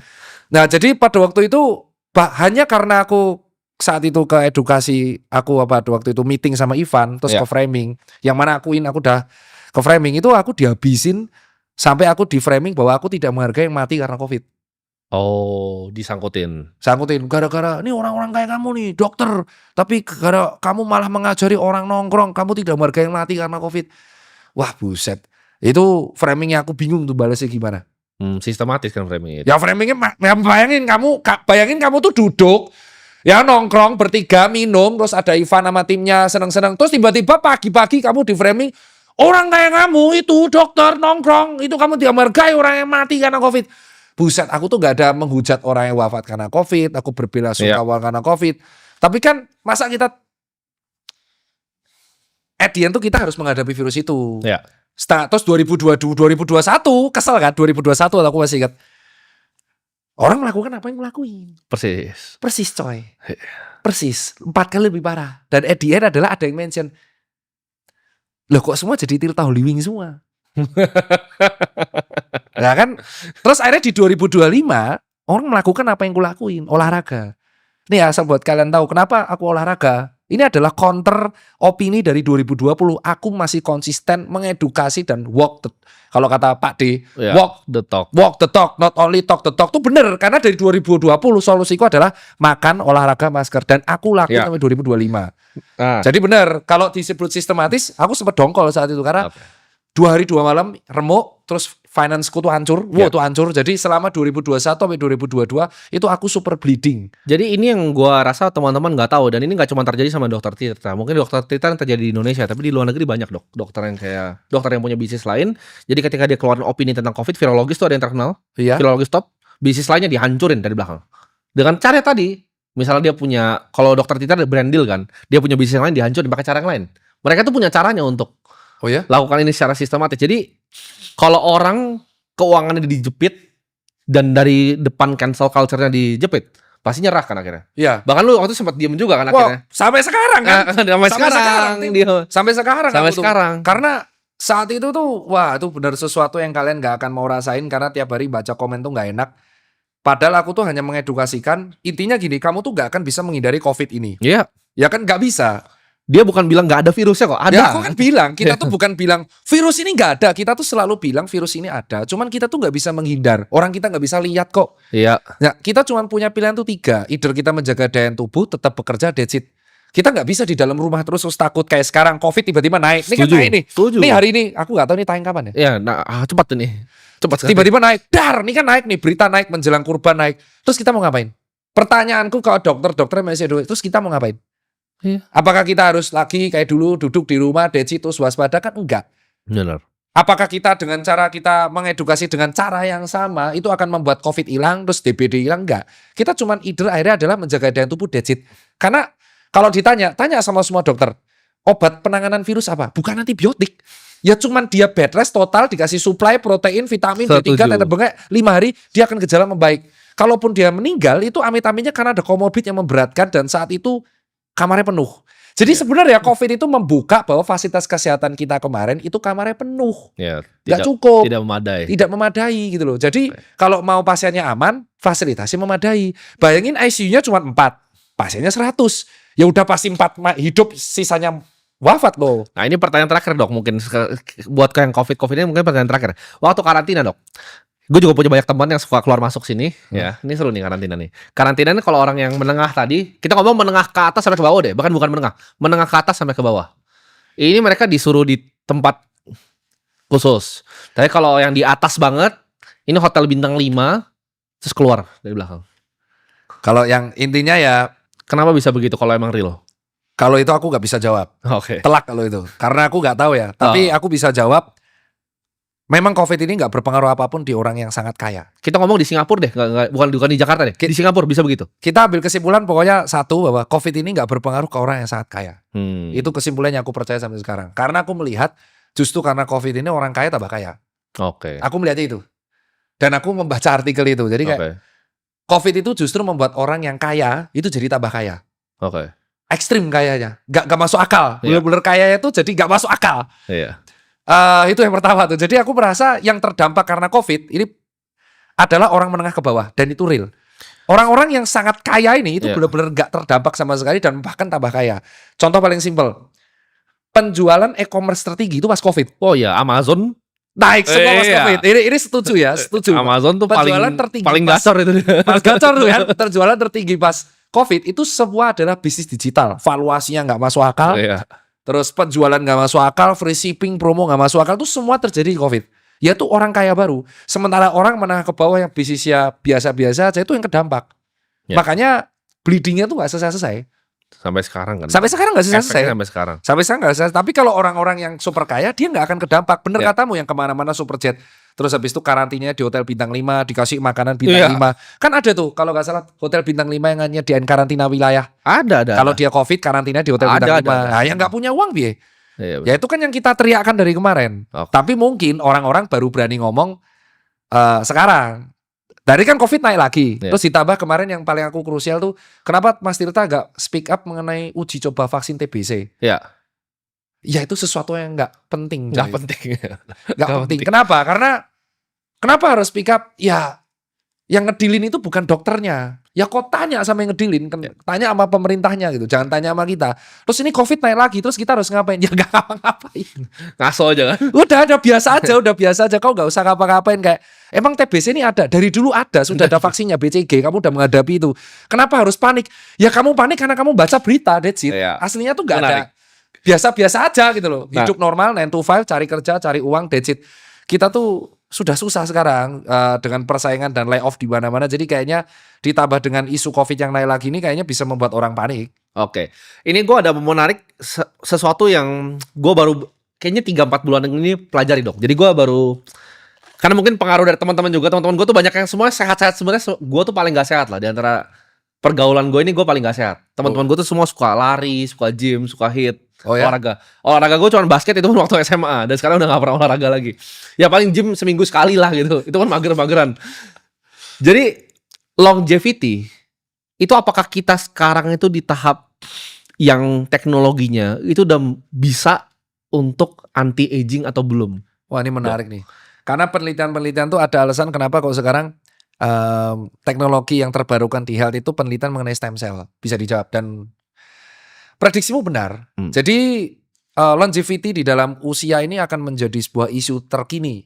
Memang benar, memang betul. Dan akhirnya ada 2 pendapat di sini. Longevity yang pertama dia itu hidupnya dengan straight age. Aku bilang jadi ya menjauhi minum, terus dia hidup tanpa rokok, dia sangat clean eating, olahraga tiap hari. Yang kedua itu dia fokus ke penelitian stem cell. Stem cell ini kan sebenarnya penelitian dan anti-aging yang sudah dikembangkan di beberapa negara dan akan menjadi future dari health. Dan itu jawabanmu benar. Ya. Nah jawabanku adalah what if kalau kita bisa melakukan dua-duanya. Kalau di Indonesia untuk stem cell sendiri itu masih jarang ya. Ada beberapa klinik dan rumah sakit yang sudah ada, tapi tidak semasif Korea Selatan, Taiwan, Inggris, dan kawan-kawan yang Jepang. Jadi jawabannya itu benar. Kenapa kok orang olahraga? Karena ya endingnya adalah ini kembali lagi pas pandemi. Mereka tahu bahwa orang meninggal karena COVID rata-rata punya komorbid. Jadi mereka akhirnya ketakutan untuk komorbid ini kan. Jadinya mereka menjaga dengan healthy lifestyle. Ya. Gitu. Nah, Ivan aja lari kan, sampai dia mereka buat semua itu aktif sayap banget. putih coffee. Iya, Samsung Coffee bikin buat lari. Event lari lagi. Iya, itu adalah plot twist yang tidak aku menduga tiba-tiba buat event olahraga. Siawi. Karena gue juga bilang ke Ivan dan anak-anak, menurut gue tren kedepannya akan berubah, Dok. Jadi tren kedepannya itu bukan cuman minum tuh udah gak keren zaman sekarang. Yang keren tuh lari, naik sepeda, main pedal. Itu yang keren tuh itu. Jadi udah mulai shifting. Nah ini pertanyaan gue, pernah dengar Brian Johnson nggak? Ya. Nah, Brian Johnson kan punya misi, dia orang yang sangat kaya tadinya, bikin startup udah exit, terus dia misinya nggak pernah mati kan? Betul. Jadi dia itu bikin yang namanya blueprint. Dari blueprint ini menurut dia yang pertama paling penting tuh tidur. Ya. Tidur, habis itu makan. Kalau gua nggak salah, habis nutrisi yang masuk tuh, jadi dia kontrol gini. Kalau makanan dia bukan apa yang dia pengen makan, tapi apa yang organnya sebenarnya pengen makan. Iya, betul. Dia tanyanya terbalik tuh. Karena menurut dia organ tuh ada umurnya. Iya, jadi betul. kalau lu bisa atur umur organnya, itu lu bisa hidup, basically lu bisa delay agingnya. Jadi dia delay aging 0,67. Gak tahu kalau dia bener atau salah kan. Iya. Jadi basically dia jadi manusia yang paling banyak dites semuanya ini untuk longevity. Karena tikus sekarang udah bisa terbukti hidup lebih panjang sekarang. Iya. Tikus tuh udah bisa. Menurut lu mungkin gak manusia itu bisa perpanjang perlambat aging bisa seperti itu? Dengan teknologi sekarang ya. Karena aku melihat sendiri masalahnya. Jadi sendiri. Iya, ini melihat sendiri. Jadi karena gue lagi pengen, jadi penasaran nih, gue jadi penasaran. Akan ngomong di 3 hal ini, pertanyaan menarik, aku nggak pernah namanya aku udah menduga akan muncul pertanyaan-pertanyaan aneh kayak gitu. Asu dia susah lagi jawab. Jadi itu jawaban benar banget sih Brian tuh. Jadi dia bilang kan kalau nggak salah yang terakhir tuh stres. Jadi jadi harus punya keluarga dan jadi teman-teman. Keluarga atau teman. Jadi dia bilang yang pertama tuh tidur. Betul. Tidur itu adalah saat si organ itu recovery. Makanya kan aku selalu bilang orang yang shift malam itu udah satu langkah di belakang orang lain. Aku kan bilang gitu saat itu, bahwa orang yang shift malam, kerja di waktu malam, shift malam, itu kita udah satu langkah di belakang orang yang bisa tidur saat malam. Karena ketika malam recovery organ kita itu maksimal. Jadi ibaratnya kalau recharge dia maksimal. Recovery saat siang tuh bener tapi nggak semaksimal malam. Dia bilang yang kedua, makan yang dibutuhkan oleh tubuh itu yang dikeluar-keluarin sama orang. Lu bisnis apa paling laku di Indonesia? Makanan manis kan? Pasti. Minuman manis kan? Ya, itu racun kan? Itu memperpendek umur. Karena kita tuh sudah makan gula dari nasi, terus kau tambahin sama minuman manis. Tapi faktanya orang Indonesia, es teh jumbo sama kopi susu gula aren itu adalah 2 minuman yang paling laris di Indonesia. Tapi gue bingung, itu kopi susu gula aren tuh apa sih yang diminum itu? Gue jujur ya, kalau kopinya nggak americano gue nggak bisa. Kopi kasih gula. Iya, gue nggak bisa. Gulanya tuh double rasanya. Jadi gulanya dari susu laktos itu udah 8 gram sama gula tambahan. Bukan yang nggak enak kayak justru. Kopi kan harusnya rasanya bukan pakai gula. Orang Indonesia tuh suka manis. Makanya pas aku lihat industri apapun yang di Indonesia laku yang kaya tuh pasti es teh manis. Pantes Dok, gue tuh kadang ke kafe ya, yang biasa gue nggak datengin. Gue mintakan es americano, pakai gula Pak. Hah? Gue kayak, lu sekolah di mana barista lu pakai gula es americano? Karena memang akhirnya dia kenapa tanya kayak gitu? Karena orang Indonesia banyak tuh berarti yang begitu ya. Banyak banget. Oh, ini gue baru tahu nih. Gula itu bisnis gula sama garam. Jadi orang Indo tuh kalau nggak ada rasa mereka tuh nggak mau. Oke. Dan aku tuh confirm ke teman-teman yang kuliah di luar negeri, mereka tuh makanan awalnya tuh hambar dan garam tuh suruh nambah sendiri aja dan bisa request. Nah itu yang nomor 2 ya. Jadi terus yang nomor 3 itu bener banget dia bilang stres. Terus yang keempat tuh kalau bisa olahraga. Nah tapi ada yang kelima nih. 5 tuh teknologi dan aku ngeliat, aduh ini ribet lagi ngomongnya. Aku nggak bisa sebut namanya, tapi kalau off the record bisa. Ada seorang pengusaha klinik dermatologis ternama di Indonesia, gede banget kliniknya, dan aku kenal. Dia itu kulitnya sangat muda, coy. Umurnya udah mau kepala 6. Tapi kulitnya itu. Jadi dia berhasil anti-agingin kulitnya. Iya bro. Jadi ini benar, ini pengusaha kaya raya banget. Tapi silent ya, silent rich. Jadi dia ngusaha klinik dermatologis. Setiap kali aku meeting sama dia suami istri. Istrinya tuh kayak gadis umur 20 tahun Pak kulitnya. Padahal udah mau kepala 5. Sementara suaminya sehat banget kulitnya. Pas aku tanya, ini gimana coy tipsnya? Saya gak pernah olahraga Dok. Asu aku ditantang. Dia juga dokter gitu. Tirta aku gak pernah olahraga gitu. Nah jarang malahan. Kamu gak usah ngoyong-ngoyong, gak usah maksa-maksa, nanti mati loh. Lah Pak dokter gimana nih bisa halus gini kulitnya? Ya dia memanfaatkan teknologi yang sudah ada. Jadi Oke. dia meneliti, dia jadi probandus penelitiannya. Iya, itu kayak Brian Johnson persis berarti. Persis kayak gitu. Nah, orang yang begini tuh udah mulai banyak. Jeff Bezos salah satunya. Lah ini di Indonesia banyak. Lah itu dua itu Oh. partnerku. Aku melihat sendiri di depan mata. Kuliah itu bagus banget, literally bagus banget. Iya. Ini perawatan apa ya? Ya ini dok. Lah, jadi dokter ya aku jadi subjeknya. Ya. Dan ternyata bagus. Wah buset. Nah dari situ aku melihat diskus sama teman-temanku dermatologis, sama teman-teman dermatolog SPDV yang kritis. Ya. Kayaknya future kita besok health technology, Oke. longevity. Entah itu di Longevity, ya. kulit atau organ. Oke. Nah, ini kan kita mungkin bahas yang pertama dulu ya, tidur ya. Ha-ha. Tidur ini gue ada pertanyaan, Dok. Kalau Brian Johnson dia punya protokol, dia tidur jam 8.30, dia bangun tuh jam 5, jadi sekitar 8,5 jam dia selalu tidur perfect sleep selama setahun. Gue itu nggak bisa, Dok, tidur jam 8.30. Mungkin karena lifestyle juga, karena di olahraga juga. Gue kan tidur tuh malam. Ya lu gabut kayak gini, rumah Ya. segede ini, uang sebanyak itu, saya sudah tahu. Iya. Jadi gue biasa tidur tuh jam 3, Dok. Tapi gue gini, gue tuh dulu kan waktu belum punya duit masih gawe, itu tidur itu kurang. Jadi kayak mungkin 5-6 jam. Sebenarnya jelek banget itu kan. Tapi kalau sekarang tidur tuh kayak prioritas utama gue. Gue nggak peduli, gue tidur bablas. Jadi bisa tidur jam 3, itu bangun bisa jam 11, bisa jam 12. Oke. 8,5 bisa sampai 9 jam bahkan. Oke.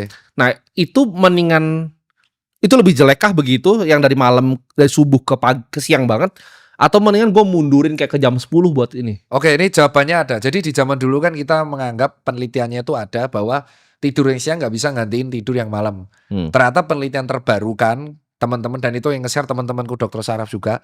Yang penting itu durasi tidurnya. Oke, tapi berarti Berapa jam berapapun itu. yang namanya circadian rhythm itu nggak ada yang Plot matahari twist-nya itu. itu. Nggak Jadi ada.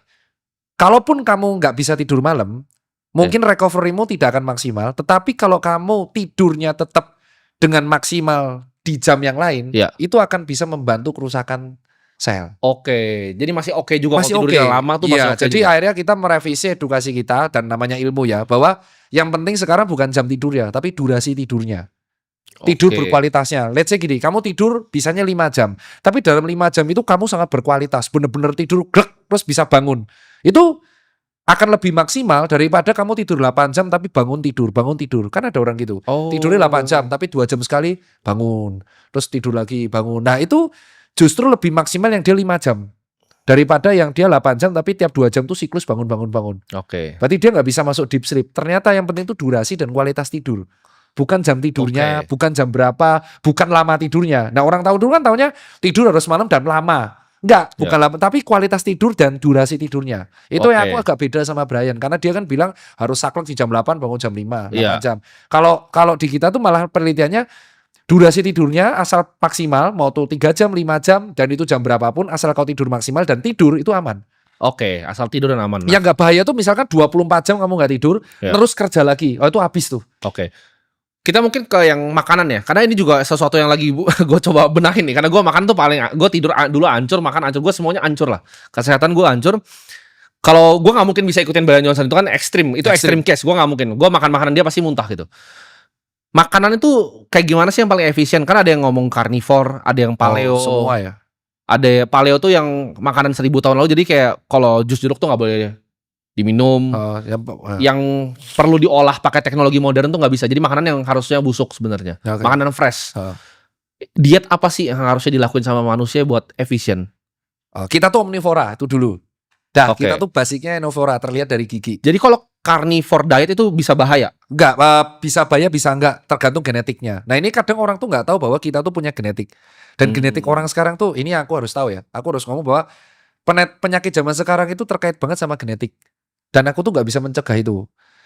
Rata-rata orang yang memiliki bapak ibu serangan jantung, itu dia juga akan kena di masa akan tua. Oke. Sama ya. Nah pola makan yang habitnya benar bagiku adalah karena basicnya manusia tuh omnivora. Dan kita nggak bisa membantah itu. Basicnya itu tuh omnivora. Kita bukan herbivora, kita bukan karnivora, kita omnivora. Iya. Jadi kita mau makan plant itu bisa, kita makan karnivor itu bisa. Sisanya Oke. tergantung habitnya. Yang salah adalah kalau kita makan ultra processed food, that's it. Oke. Iya. Itu dulu yang dihindari, itu dulu. Junk food juga jangan. Iya. Boleh, ultra processed food tuh ada orang yang, wah dok saya nggak bisa kalau nggak makan itu. Boleh, tapi bukan tiap hari. Oke. Kayak cheating days lah. Kayak wah aku pengen banget nih makan mie instan atau kita makan banget nugget itu it's okay. Iya. Itu yang pertama. Kita basic omnivora. Jadi kamu mau makan vegetarian, kamu mau makan carnivore itu sebenarnya nggak ada yang salah. Iya. Karena kita basic omnivora. Jadi kita bisa makan plant based atau hewani based. Itu yang pertama. Yang kedua adalah minimalisir ultra processed food. Ini yang sebenarnya membahayakan Amerika Serikat. Iya. Sangat bahaya di sana itu Obesitas karena malah di sana iya semua. karena mereka tuh di sana habitnya pagi burger, siang fast food, sore Iya. nugget, dah gitu terus tiap hari. Iya. Yang nomor 3 itu kontrol gula sama garam. Oke. Gula dan garam ini yang memperberat kerja ginjal berlebihan. Kalau kamu memang mau minum gula banyak, kamu harus adil. Oke, aku minum gula banyak, aku minum teh manis, aku minum minuman elektrolit instan yang gulanya banyak. Ya udah berarti kamu harus treadmill 30 menit. Oh, harus adil. Harus konsisten. Kalau kamu nggak siap untuk konsisten, wah aku nggak siap ya, harus lari atau nge-gym tiap hari 30 menit. Ya kamu jangan makan gula banyak. Oke. Ini mungkin gue ada pertanyaan yang ke racun dulu ya. Jadi Brian Johnson sebelum tidur, sebelum makan tuh racun terus dihilangin dulu. Racun tuh kan kayak rokok, alkohol, Ya, ya. gula tuh masuk racun tuh. Bagi dia ya. Junk food, ultra processed food tuh racun tuh. Ya. Gua tuh ada problem dengan gue tuh nggak gampang addicted. Tapi kalau misalnya rokok, itu gue tuh pakai untuk nikotinnya, Dok. Jadi gue kalau misalnya minum ice americano ini, gue kena kafein sama gue kena nikotin. Gue kerja itu nggak tahu. Fokus. Ini kalau gue ya, gue sih sama teman-teman dokter sih diketawain ya. Tapi makanya gue pengen nanya nih ke lu. Gue fokus banget. Jadi gue kadang harus pakai sisa bahkan.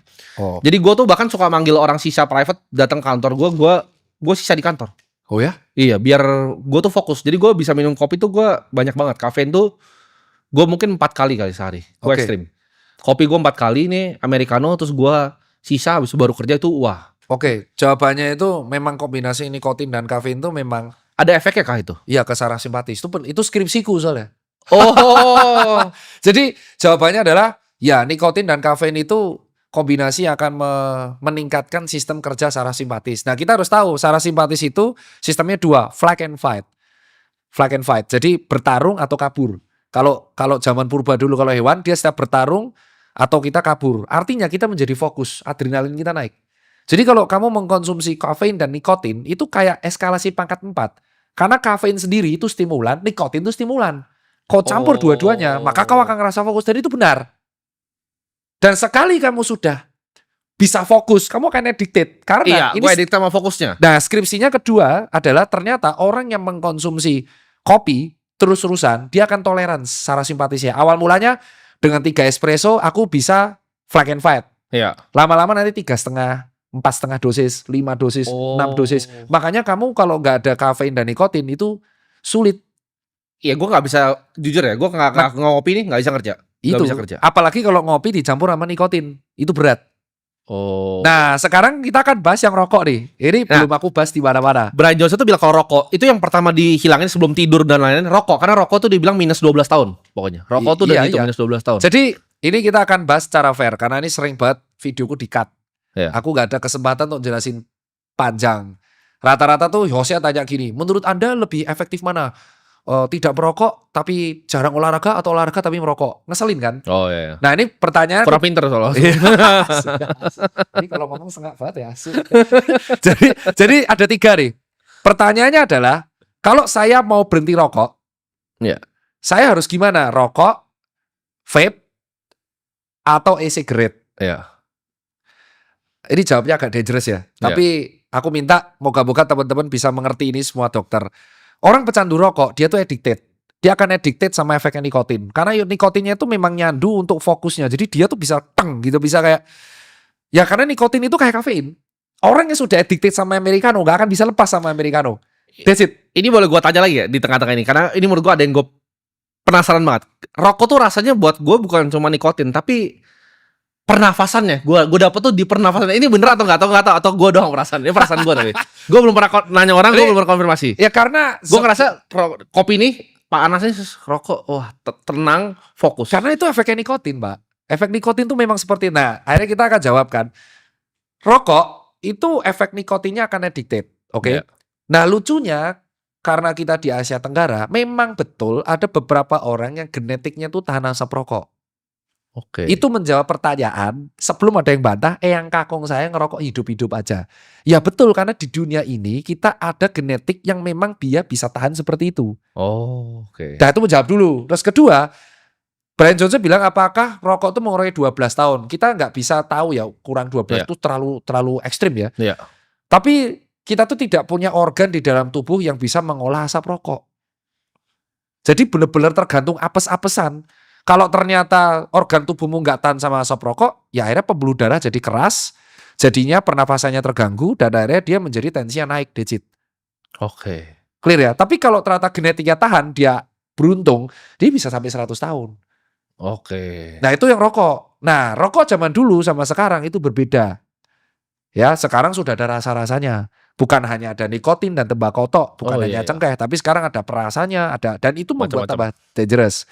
Nah akhirnya orang kan akan membuat solusi gimana orang berhenti merokok. Maka ada teknologi, ini awal sejarahnya. Mereka membuat e-cigarette dengan bertujuan, orang-orang yang berhenti rokok ini kan kecanduan nikotin. Yuk kita buat e-cigarette biar seperti closing dose. Jadi nikotinnya bisa dikontrol kan dengan e-cigarette. Jadi addicted-nya nanti bisa jadi 0 kayak metadon lah kalau rehab. Iya. E-cigarette ini malah menjadi addicted yang baru. Lebih parah malah. Lebih parah Iya. ditambah dengan vape. Nah yang lucu adalah kenapa kok tiga-tiganya berbahaya? Karena penelitian selama 50 tahun terakhir itu baru meneliti soal rokok. Kita tuh belum tahu endingnya e-cigarette sama vape nih kayak Baru apa. kan soalnya. Iya, makanya baru viral sekarang. Karena Oke. setidaknya kalau aku sebagai dokter, kalau kamu ngerokok, aku udah tahu endingnya mau kemana nih. Kalau nggak bronkitis kronik, Oh iya. pasti Karena penyakit. itu baru banget kan. Itu bahkan belum 20 tahun kan. Iya, sebelumnya. makanya kan aku bilang, kalau ada orang ngerokok, aku selalu bilang, kalau kamu ngerokok, setidaknya aku tahu endingmu akan kemana. Kalau nggak bronkitis kronis, pasti akan ada penyempitan pembuluh darah di jantung atau tensinya naik. Tapi kalau nge-vape sama e-cigarette, jujur aku nggak tahu nih bahayanya kemana. Iya. Tapi yang jelas tubuh manusia itu tidak memiliki sistem respon untuk mengolah uap dan asap. Iya. Makanya kalaupun dia nggak ngerokok, tapi dia tinggal nih di wilayah polusi industri, dia penyakitnya sama kayak rokok. Oke. Ini menjawab karena saya nggak ngerokok tapi kena CA paru. Ya mungkin berarti daerahmu polutan. Ya. Nah tipsnya gimana dok biar berhenti rokok? Nah karena rokok ini addicted, yang bisa mencegah addicted itu kembali masing-masing. Nggak bisa tuh dokter bilang, Timothy ini rokok berbahaya, berhenti ngerokok. Tak jamin, itu berarti taruhan potong telinga, dia tidak akan berhenti rokok. Kamu nggak akan berhenti rokok. Ya. Yang bisa membuat orang berhenti rokok tuh niat dari saya. Aku tuh 17 tahun ngerokok. Makanya aku bisa bacot kayak gini. Tapi sekarang berarti total. 2 tahun aku berhenti total. Aku baru dari 2000. Ada sekali-sekali nggak kayak lagi Nggak, pengen banget gitu. Nggak bisa. Udah Nggak nggak bisa. bisa. Nggak bisa. Jadi aku tuh ngerokok dari SMP kelas 2. Oke. Sama-sama. Gue juga dari SMP. Parah aku. Dan aku tuh rokoknya tuh aku sebut merek itu Gudang Garam Merah, kretek Oh. coy. Dan ganti ke Gudang Garam Internasional, Garpit. Ya. Di Indonesia. Dan itu baru berhenti 2022 gara-gara aku mau ikut maraton. VO aku check upku hancur. Jelek banget medical check up-nya. Wah, hancur banget. Dan aku di situ bingung. Padahal aku udah lari, aku udah sepeda kok medical check up-ku hancur. Akhirnya aku stop rokok dan tersisa sampai sekarang. Jadi aku tuh kalau lari di atas 15 kilo, heart rate-ku tiba-tiba naik. Gak bisa kayak orang-orang Oke. normal. Nah itu yang membuat akhirnya efek rokoknya ketinggalan, tapi aku bisa berhenti karena niat itu. Wah, medical check up-ku hancur. Dari situ aku bisa mengambil kesimpulan. Aku tanya teman-temanku yang juga berhenti merokok. Mereka berhenti merokok itu bukan karena desakan orang lain. Mereka berhenti ya karena pengen berhenti. Ya. Jadi selama kamu nggak pengen berhenti nih tim, ya kamu nggak akan berhenti. Kamu nggak Oke. akan berguna tuh dengerin ceramah Tirta, ceramah dokter jantung, nggak akan.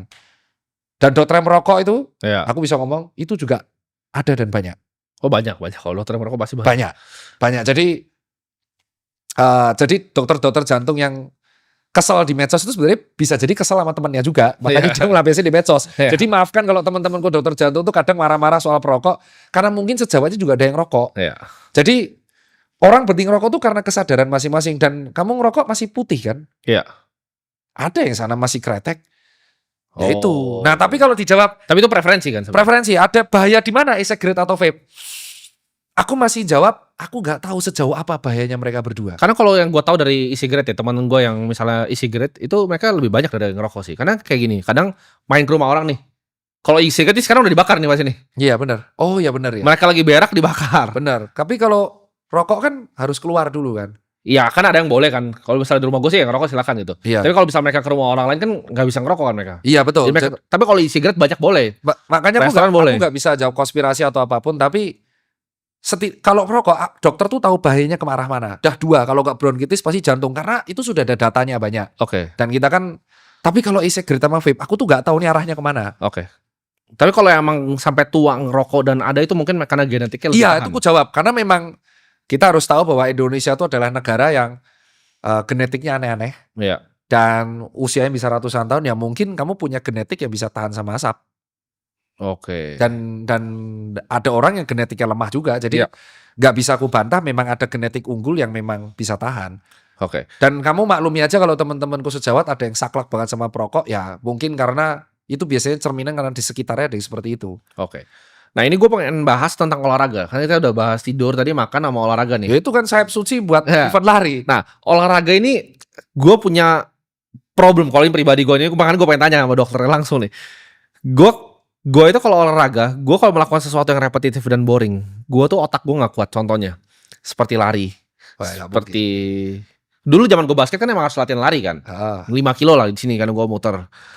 Terus nge-gym itu gue nggak kuat tuh. Jadi gue yang menurut gue hal yang olahraga yang bodoh menurut gue yang kayak cuman repetitif, gue tuh nggak bisa. Tapi kalau lu suruh gue main basket, gue suka. Karena kayak ada lawannya. Tapi basket di sekarang gue udah gak punya temen kayak banyak kayak dulu lagi kan. Jadi gak mungkin bisa kayak rutin basket tiap hari Jumat atau Rabu, gak bisa. Jadi gue tuh basically gue bingung nih olahraga apa yang harus atau paksa aja. Tenis. Oh itu raket gue kurang suka juga tuh raket. Nah, ini mirip sama beberapa case orang sih. Ya tapi aku tanya, sayap suci kemarin buat event lari sukses kan? Sukses. Ya Mereka anak-anaknya gila-gila lari, mereka mau gila-gila lari. Ya emang, makanya kan jadi gini, yang kamu suka itu namanya sport. Okay. Sementara yang kalau kita bahas lari dan cycling sama nge-gym itu exercise. Oke, gini deh, gue pengen nanya gini, biar lebih gampang. Exercise apa yang bisa dilakukan sampai ibaratnya gue tua? Karena gini, menurut gue kayak dokter Tita kan lebih ekstrim kan, bisa naik-naik gunung kan. Iya. Gue tuh naik gunung paling pos 1 udah ngerokok terus gue minta turun balik. Gue pasti gak kuat. Itu sulit sekali teman-teman. Itu pasti sulit sekali. Kalau lu kan bisa sampai begitu kan. Maksudnya apakah itu sustainable dok untuk lu sampai kayak umur 50 begitu? Sustain bisa. Dan sampai 60 gitu.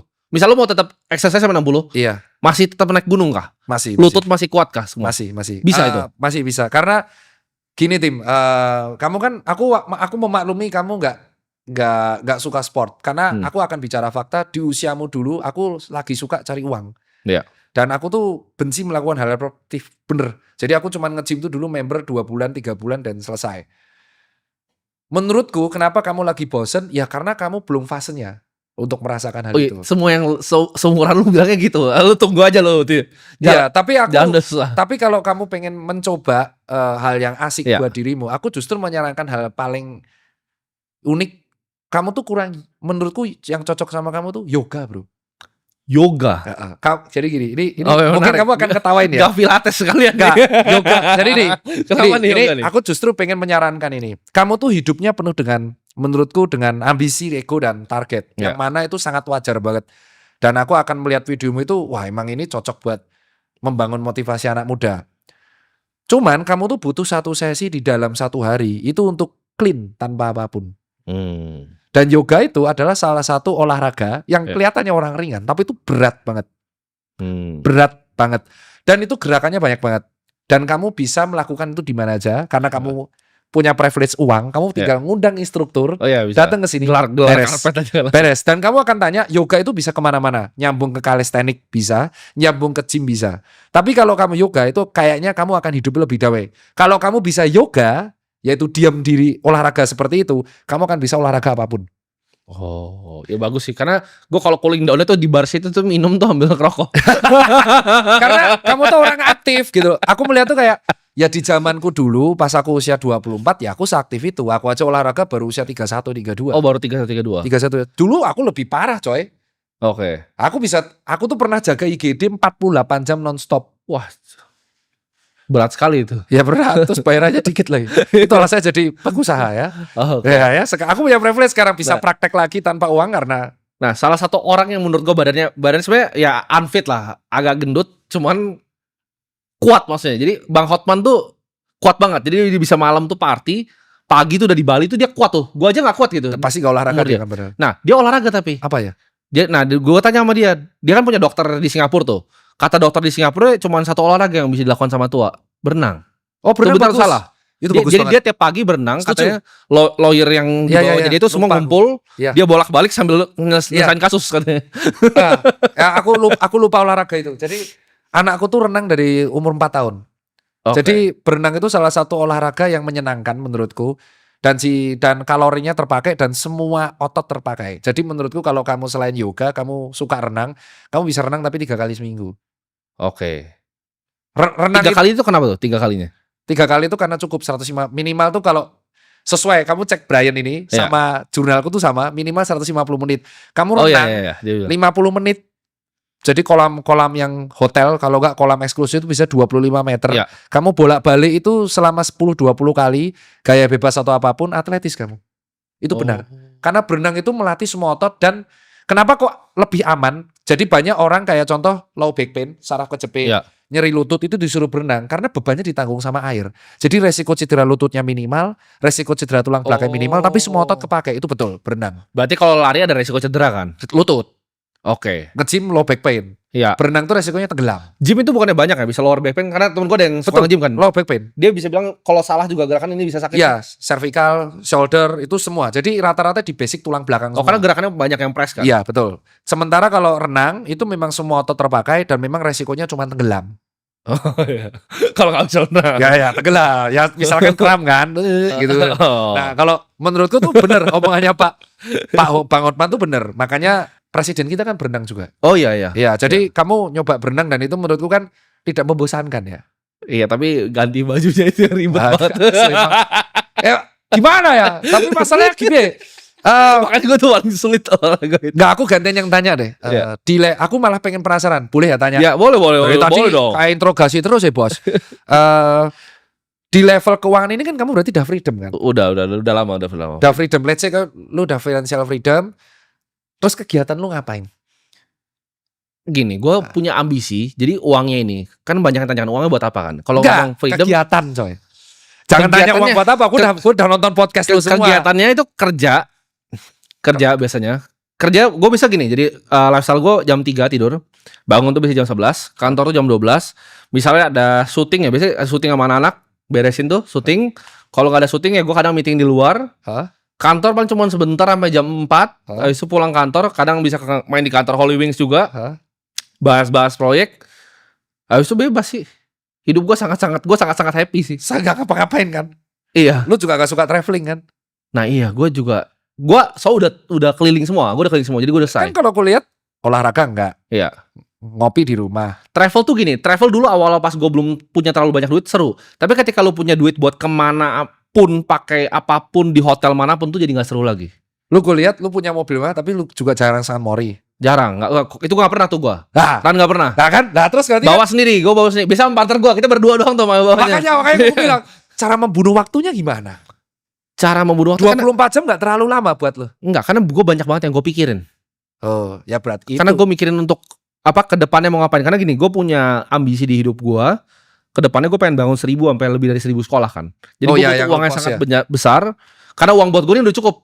Jadi gue nanti gue pengen mati sama 0. Jadi gue gak pengen kayak anak gue tuh ada warisan atau apa, gue gak mau. Oh, jadi pengen dinolkan. Kayak siapa tuh yang Warren Buffett. Pengen Iya. dinolkan ya. Pengen gue nolkan nanti. Jadi titik nol. Titik 0. Gue bagikan semua. Jadi karena mungkin kompleks kali ya. Karena usaha yang gue kerjain sangat intellectually demanding kali ya. Iya benar, mikir terus kan. Mikir terus ya. Karena itu. Jadi waktunya gak kerasa. Nah, makanya membunuh waktunya itu dengan sport. Sejam aja. Sebenarnya iya kan, sebenarnya orang bilang tuh nggak ada alasan sebenarnya, nggak bisa luangin sejam tuh sebenarnya nggak ada alasan. Ya karena sebenarnya. hidup lu gabut, bos. Jadi lu harus tahu ya di rumah segede ini dengan uang sebanyak itu, terus ku pikir tuh lu sanmori tiap hari karena rata-rata. Oh enggak. Sanmori. Terus seberapa sering lu nongkrong di Holy Wing, minum itu sampai jam 2? Lumayan, bisa seminggu sekali 2 kali lah. Enggak tiap hari kan? Nggak tiap hari. Berarti kan 24 jam bagiku tuh lama banget dengan kalau financial freedom kan lu kerja kan sebenarnya cuma buat Opsional. formalitas kan. Formalitas. Mengontrol uangnya mau diapain ya. Iya. Gitu-gitu doang. Ya kan repot. Pendidikan juga ya repotnya itu loh. Iya. Itu makanya Mungkin gue ada hobi baru, gue ada hobi filantropi lah. Hobi baru gue suka challenge bangun-bangun sekolah. Sama Nggak seru menurut gua. lukisan, art. Ya koleksi lah, tapi kan gue lebih ke investasi kan. Nggak mungkin karena pekerjaan gue di investasi ini yang menarik, karena gue harus cari opportunity paling baru kan di Iya benar. investasi. Itu yang menarik buat gue. Ya itu makanya lu gak ada pilihan, harus mencari di bidang sport. Golf gak suka? Golf tuh dulu gue pernah main tapi terlalu lama. Jadi lama. Golf tuh lama 6 jam gitu. 18 hole tuh 6 Tenis jam. gak suka? Bukan gak suka, gak berbakat. Raket gue belajar 2 bulan gak bisa serve. Jadi gue gak berbakat. Padel yang lagi booming. Nah itu sama. Kalau pokoknya raket-raketan, badminton, tenis, padel tuh gak bisa main gue. Oke. Kalau basket gue bisa. Basket bisa. Basket gue dulu SMA lumayan ini. Gue main di DBL dulu. Jadi serius. Basketnya serius. Nah kenapa lu gak buat basket rutin aja sama tim lu? Enggak. Sekarang gak ada temen. Maksudnya waktu gue kan dulu sempat punya klub basket tapi udah gue jual kan. 2021 gue punya klub IBL. Nah, terus? Jadi gue tuh pernah ikut coba latihan sekali hampir mati. Gak, karena gue kaget. Dulu kan mungkin masih kurus ya. Gue tuh dulu 77, 78. Nah sekarang? Sekarang 97 kayaknya gue. Ya, tapi gak kelihatan karena lu kan 180 kan? Iya, tapi dulu gue kurus banget. Jadi gue ketika badannya berat, gue aja kaget. Kemarin tuh teman gue tuh ada yang hobi fitness. Gue ditantang nge-gym kan sama dia. Ditanya ke gue, lu push up pasti bisa berapa? Gue kan 10 pasti bisa. Jadi semenit terus push up berapa? Semenit. Gue cuma bisa 6 pak. Dulu tuh gue 50 gampang banget. 25 tuh gampang banget dulu. Jadi problematika orang kaya, terlalu kaya tuh kayak gini ya. Jadi kesehatan gue tuh Insurance. problem besar. Insurance menurut lu penting? Gue nggak pakai sih. Kan teman-teman gue juga nggak ada pakai insurance. Lu gak pakai insurance? Nggak pakai. Purely gak pakai? Purely nggak pakai. Gue pakein orang tua gue, bukan gue. Berarti debt gak ada? 0. Debt 0, insurance gak ada, hidup gabut. Ya solusinya cuma renang bos. Gak maksud kalau Tapi gue pengen olahraga karena gini, pas traveling gue mengalami ya kesulitan lah. apa? Kadang kan gue suka jalan kaki kan. Oh ngos-ngosan. Iya. Gue nggak usah naik gunung deh. Waktu itu gue ke Labuan Bajo. Itu tuh ada yang cuma 800 tangga itu. Gue tuh nyampe yang pos 5 itu cuma 800 tangga, itu kan nggak ada apa-apa dibanding gunung kan. Gue nyampe itu, gue balik ke yacht gue, kakinya tuh udah Geter-geter. Asu ternyata ya itu problematika. Masalahnya problematika orang kaya swasta. Itu alasan kenapa Jeff Bezos dan Mark itu olahraga. Nah, tapi kan baru. Ya itu baru 2 tahun terakhir sih. Baru iya. Tapi ambisius. Oke. Karena mereka jadi harus begitu ya. Harus karena makanya kalau gue bilang lu masih 24 masalahnya. Iya benar sih. Masih 24 itu cycle-nya masih ambisius di itu. Oh, gue mau nanya satu lagi. Kalau gue berhenti rokok, yang beneran gue berhenti, itu ngefek nggak? Atau bakal sisa selamanya aja? Gue mending rokok begas terus. Selama 2 minggu lu akan kena sakau. Sakau. Ya 2 minggu sakau tuh beratnya di situ. Gak usah 2 minggu 2 hari sakau pak. 2 minggunya tuh sakaunya lumayan parah. Jadi ini aku rasain ya ketika aku berhenti rokok selama 17 tahun, terus aku berhenti rokok di 2 minggu awal. Sakaunya luar biasa. Yang pertama tuh nggak bisa tidur. Oh, ya, gue bahkan kalau nggak bisa tidur tuh gue ke balkon nih. Ya ini bayangin nggak bisa tidur. Wah, kacau tuh. Itu hari pertama tuh nggak. Ini beneran terjadi. Ini aku rasa berhenti rokok tuh medical check up dan VO2 max-nya rendah banget. Terus heart rate-nya normal, tetapi gampang capek gitu ya. Jadi aku nggak bisa set panjang, bisanya powerful, remuk nih. Hari pertama tuh sakau, jadi nggak bisa tidur karena bergetar kayak GERD, kayak orang GERD. Jadi keringet dingin keluar, geter. Wah itu hari pertama. Oh, waduh. Itu hari pertama. Hari kedua akhirnya aku menemuin cara untuk mecahin sakau. Aku minum kopi. Oke. Kopi itu bisa menggantikan nikotin, kafein. Tapi aku pakainya es latte. Jadi biar tidak terlalu huek-huek, tidak mual saat itu. Jadi aku sehari 3 es latte itu. Baru di hari kelima, itu sakonya malah beda. Iya. Sakonya tuh sakit kepala. Nah ini yang mungkin jarang dirasain orang ya. Jadi para perokok itu kan rentan nikotin itu membuat tensi dan pembuluh darah itu kan tegang terus. Jadi ketika nggak ngerokok dia akan melebar. Jadi sakit kepala, migrain. Sering migrain aku. Oh. Nah baru nanti di hari ke-7 atau hari ke-10 kalau kamu tahan itu normal. Kalau gue mungkin lebih berat karena gue agak ekstrim. Gue tuh nikotin rokok udah gak kerasa. Jadi gue selalu pakai sisa sekarang. Sisa yang paling strong, dark side dari Rusia itu gue. Gue betot terus. Anjir nih. Makanya kalau orang yang gak kuat, biasa gue nyaranin itu closing dose. Nah ini yang dokter jantung tuh kadang beda pendapat ya. Jadi aku selalu nyaranin, aku kalau tanya pasien, masnya ngerokok berapa lama? Sama kayak dokter 17 tahun. Oh ngerokoknya apa? Lah tanya. Aku hafal kan. Kretek atau mil. Kalau rokoknya mil, putihan. Wah, Gomil. gampang banget itu. Gampang. Gampang banget berhentinya karena Masa sih? rokok yang kebiasaan mil tuh gampang. Kayak mil kayak contoh, aku gak bisa nyebut merek lah. Mil rasa-rasa gampang banget itu. Kok stop 4 hari juga gak kerasa. Yang berat itu kalau dia kretek, sisa, cerutu. Wah, itu berat.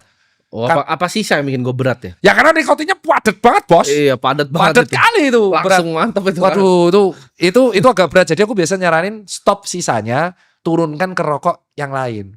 Oh, kok jadi kalau gua nggak sisa terus gomil masih oke nih. Ya, gak sisa, turunkan ke mil, bertahap. Oke. Setelah milnya misalkan 1 bungkus turun jadi 10, 9, 8, 2.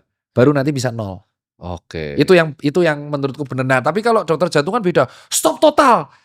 Kau tanya sama semua dokter jantung, rata-rata mereka Pasti stop total. pasti mereka tanya, tapi kan mereka nggak tahu rasanya cara stop total Karena gimana. nggak pernah ngerokok. Karena lu. nggak pernah ngerokok. Kalau aku tuh, wah, cok, susah banget beneran, susah banget. Asem itu bisa dilawan. Lawan asem itu makan. Jadi Iya. para perokok yang berhenti rata-rata obes ya, karena dia tiap asem Oh, nyemil terus obes jadinya. Ya kan lebih berbahaya. Oke. Makanya aku bilang kalau perokok ini udah terlalu kenceng rokoknya, biasanya diturunkan rokok kretek ganti filter, rokok filter ganti putih, rokok putih kurangi dosis. Nah, e-cigarette itu dulu tujuannya adalah karena rokok putih itu kan nikotinnya X. Ya. Tapi sigaretnya bisa diatur sama vape. Oh. Malah tambah naik. Yang kebul-kebul banyak tuh loh, yang pakai koilnya banyak. Iya, iya. Nah, itu kan tambah banyak. Nah, makanya kalau lo sisa, saranku adalah sisanya stop, ganti rokok putih. Oke, menarik. Ini gue mungkin pertanyaan terakhir, Dok. Ini kita ada ternyata gue kan kemarin buka-buka lu terus muncul di TikTok kan. Kita pernah ngomong statement yang sama. Jadi gue tuh pernah ngomong kayak anak muda tuh sukanya scroll TikTok, terus coli kan. Terus scroll TikTok terus coli kan. Ternyata lu tuh pernah ngomong hal yang mirip. Ya, Ya kan? Anak muda nih jangan cuman Coli doang. Coli doang. Nah, ini pertanyaan gue nih, kenapa sih anak-anak muda itu doyan coli, Dok? Itu pertanyaan gue. Karena gabut. Jawabannya itu karena gabut, Tim. Beneran. Oh. Kamu gabutnya kan cari uang. Tapi di luar sana tuh orang gak kayak kau. Orang di sana tuh kalau gabut lihat bokep, Pak. Gak, itu gue gak ngerti kenapa orang itu mau Ya gini, kayak orang tuh mau coli tuh gue gak ngerti. kalau Ngapain? lu gabut, seberapa sering lu mengurus investasi lu atau lu portofolio? Oh, pasti setiap hari. Tiap hari kan? Setiap hari. Pernah gak lu gabut terus Nah, mereka tuh kalau gabut gak kepikiran itu. Mereka Oke. gabut itu pilihannya cuma 2. Ngebokep, nonton TikTok. Dah. Itu anak muda sekarang. Dan itu beneran. Makanya mereka ngaceng-ngaceng. Nah, itu beneran. Itu beneran. Oke. Itu beneran. Itu makanya statement kita ada yang mirip. Statement kita beda tuh soal AI toh. Oke. Kemarin sempat di counter kayak Iya, kamu iya. kan bilang bahwa AI dangerous. Nah, sama. Ya. AI dangerous bagi orang yang nggak bisa gunain. Oke. Itu aku agree. AI akan sangat berbahaya kalau dia di tangan orang yang tepat. Oke. Pengusaha contohnya, Iya, pinter dia pakai AI, gitu kan. Nah, sekarang anak muda ini kan tergantung nih. Mereka gabutnya mau ngapain? Kalau aku ngajarinya kalau gabut, ya kamu belajar kayak untuk cara memanfaatkan teknologi yang benar. Tapi kan mereka enggak. Iya. Nah itu, endingnya mereka ngebokep. Tapi menurut lo bahaya nggak AI untuk masyarakat sekarang? Maksudnya untuk mereka mencari kerja? Karena kemarin kan ada dokter senior di Dubai, itu dokter paru-paru paling senior di Dubai. Hah? Dia jadi tunjukin orang kena penyakit, Hah? gue lupa nama penyakitnya. Terus dia kasih ke AI yang sederhana, bukan AI yang medis ya. Hah? AI-nya bisa tahu apa yang dia lihat, terus dia bilang ini butuh gue 20 tahun nih buat langsung bisa ngeliat tahu begini. 20 tahun pengalaman, dia bisa begini, terus dia bercanda, apa ini gue habisnya kerja di McD aja dia bilang. Nah, itu bahaya nggak? Kalau medis aja bahkan udah nyampe sono tuh. Ini menarik ya. Jadi AI itu akan sangat bahaya bagi orang yang kerjanya repetitif, nggak punya skill. Jadi kayak contoh penjaga tiket, admin. Oh, itu udah pasti hilang. Udah pasti hilang. Terus sekarang udah mulai ke ilustrator. Oh iya. Udah mulai. Jadi Edian Data adalah entry gitu. ya, lu nggak punya pilihan lain selain mempelajari cara menggunakannya. Oke. Kalau enggak, lu akan digantikan sama dia. Iya. Itu aku setuju. Makanya kalau lu nggak bisa tidak mau mempelajari dan nggak mau upgrade, lu kelar lu pasti. Lu pasti kelar. Dan itu benar berbahaya. Jadi kayak contoh kita seneng nih, aku udah lulus kuliah nih, terus kita akan dapat pattern kerja. Lu bisa digantiin lu karena AI itu kan dapat data banyak kan. Kita Iya. tanya, dia melihat, terus dia berkesimpulan. Ya lama-lama dia lebih pintar dari kita kalau kita nggak belajar juga. Iya. Nah masalahnya kan anak muda yang gabut ini mau ngapain? Tadi coli ya. Nah itu makanya kan ya gimana ya, aku melihat itu pas pengusaha, teman-temanku yang pengusaha ini sekarang mereka menggunakan tim terkenal namanya tim efisien. Gue gak ngerti, lu pernah edukasi kayaknya pernah. Jadi sekarang tuh pengusaha menggunakan tim efisien. Timnya tuh cuma 5 apa 6, Oh iya. tapi tulusnya baik banget AI-nya. Iya, iya. Dan mereka tuh sudah mulai lay off beberapa orang. Ya ini bisa digantiin. Akhirnya mereka membuat sendiri. Nah buat anak muda tuh ngerasanya kayak, oh aku udah S1 nih, udah selesai. Oh. Terus mereka gabut. Nah, kenapa mereka sering coli? Karena gabut. Karena gabut, Tim. Karena yang cari uang ngoyo tuh umur 24 ya. Kamu cari uang dari umur berapa? 19 kan? 15. Asu. 15 kok jualan dari Kaskus tuh gua. Jadi gua dapat transisi dari Kaskus ke Tokopedia waktu itu. Ya, Gua riding tuh. aku Kaskus, OLX, Tokopedia. Iya, gua nggak sampai OLX tapi langsung ke Tokopedia waktu itu. Beda. Nah, jadi kayak anak muda itu yang di luar sana tuh kalau gabut nggak berpikir soal uang, kayak cukup aja lah. Tapi itu apa jeleknya oke? Untuk anak muda yang suka coli itu jeleknya apa tuh? Ya dia nggak bisa konsentrasi. Oke. Itu fatal. Jadi kalau mau konsentrasi harus coli dulu. Hah? Itu beneran ada dan real. Jadi ada beberapa tren anak muda itu yang kalau mau konsentrasi, kayak mau garap tugas di under pressure tuh coli dulu. Wah, anjir. Kacau ini negara ini. Beneran, aku gak bohong. Jadi makanya dia bilang coli ini sudah menjadi sebuah over kalau namanya nymphomania. Jadi dia itu gak bisa melakukan aktivitas yang under pressure kalau gak coli dulu. Itu yang pertama. Jadi akhirnya ketika dia melihat pasangannya yang beneran, dia gak bisa ngaceng. Oh. Kalau gak ngebokep dulu. Itu bisa begitu ya? Wah, bukan bisa. Ada banyak case kayak gitu. Jadi dia berfantasi baru Pasangannya bisa kurang ngewek mantep sama pasangan. kali. Enggak. Beneran. Jadi dia tuh Kalau fantasinya seperti yang di bokep. Iya, fantasi harus Oke. dibuat kayak bokep.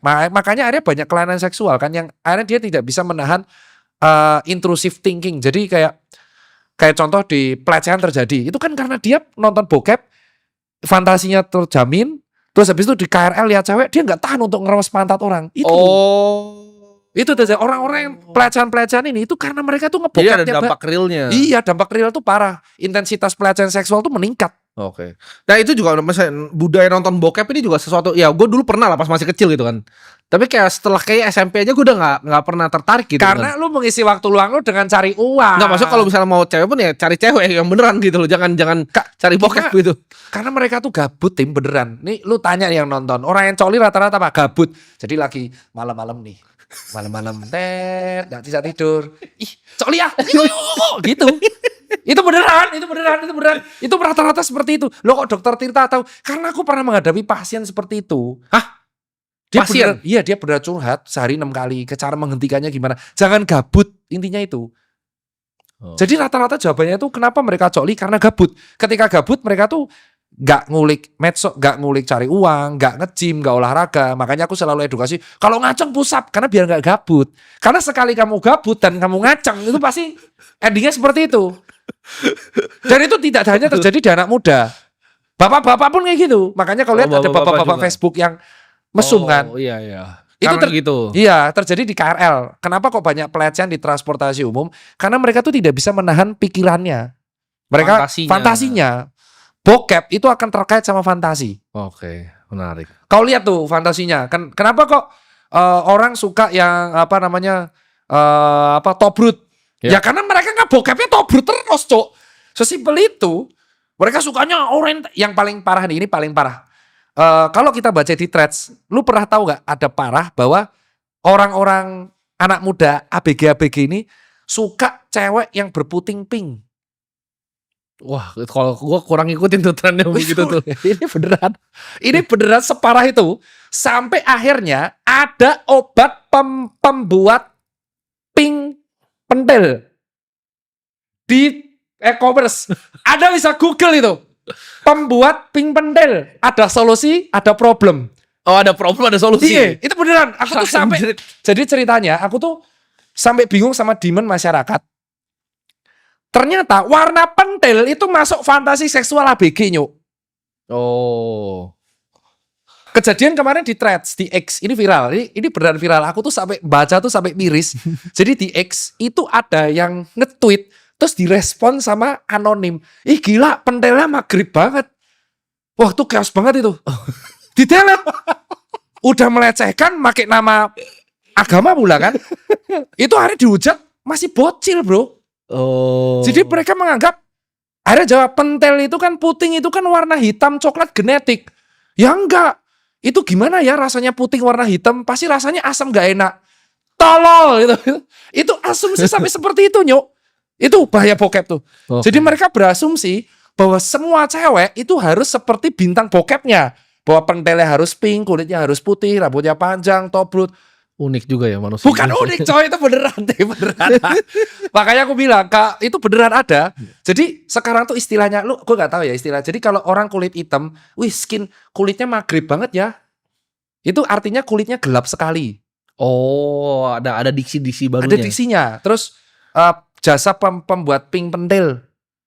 Jasa pemutih kulit juga banyak. Banyak. Itu karena mereka asumsinya tuh ngebokep ya lihatnya cewek kayak gitu. Akhirnya mereka memaksa jadi standar sosial. Iya, itu yang bahaya. Jadi karena sering ngecoli, jadi sering ngebokep, standar sosialnya seperti itu. Jangan coli kalian ya. Ya dan ingat pentil cewek, pentil manusia itu tidak hanya berwarna pink. Ada coklat muda, hitam, itu genetik. Dan warna pentil tidak berhubungan sama rasanya. Tolol kalau itu anjing. Itu kesel banget aku tuh. Itu kesel tuh harus tahu. Dan jangan melecehkan seseorang dengan kayak, wih kulitnya maghrib banget, yang enggak gitu. Itu rutin di TikTok. Okay. Soalnya temanku pernah mengalami. Oke. Dia lari, cowok kan lari. Wih mas, outfitnya sih keren. Tapi karena yang make mas jadi kayak orang pirindapan. Oh. Anjing cuk, udah beli outfit susah payah. Akhirnya mas, Satisfy itu brand baju lari yang sobek-sobek. Iya. Mas, begitu mas yang pakai kok jadi gembel. Itu beneran di TikTok. Makanya rata-rata orang yang hobi ngebokep itu dia intrusifnya gak bisa dikontrol pikirannya. Oke. Gila, thank you banget. Ya, siap. Dokter Tirta. Ya. Ini pecah ini podcast ini.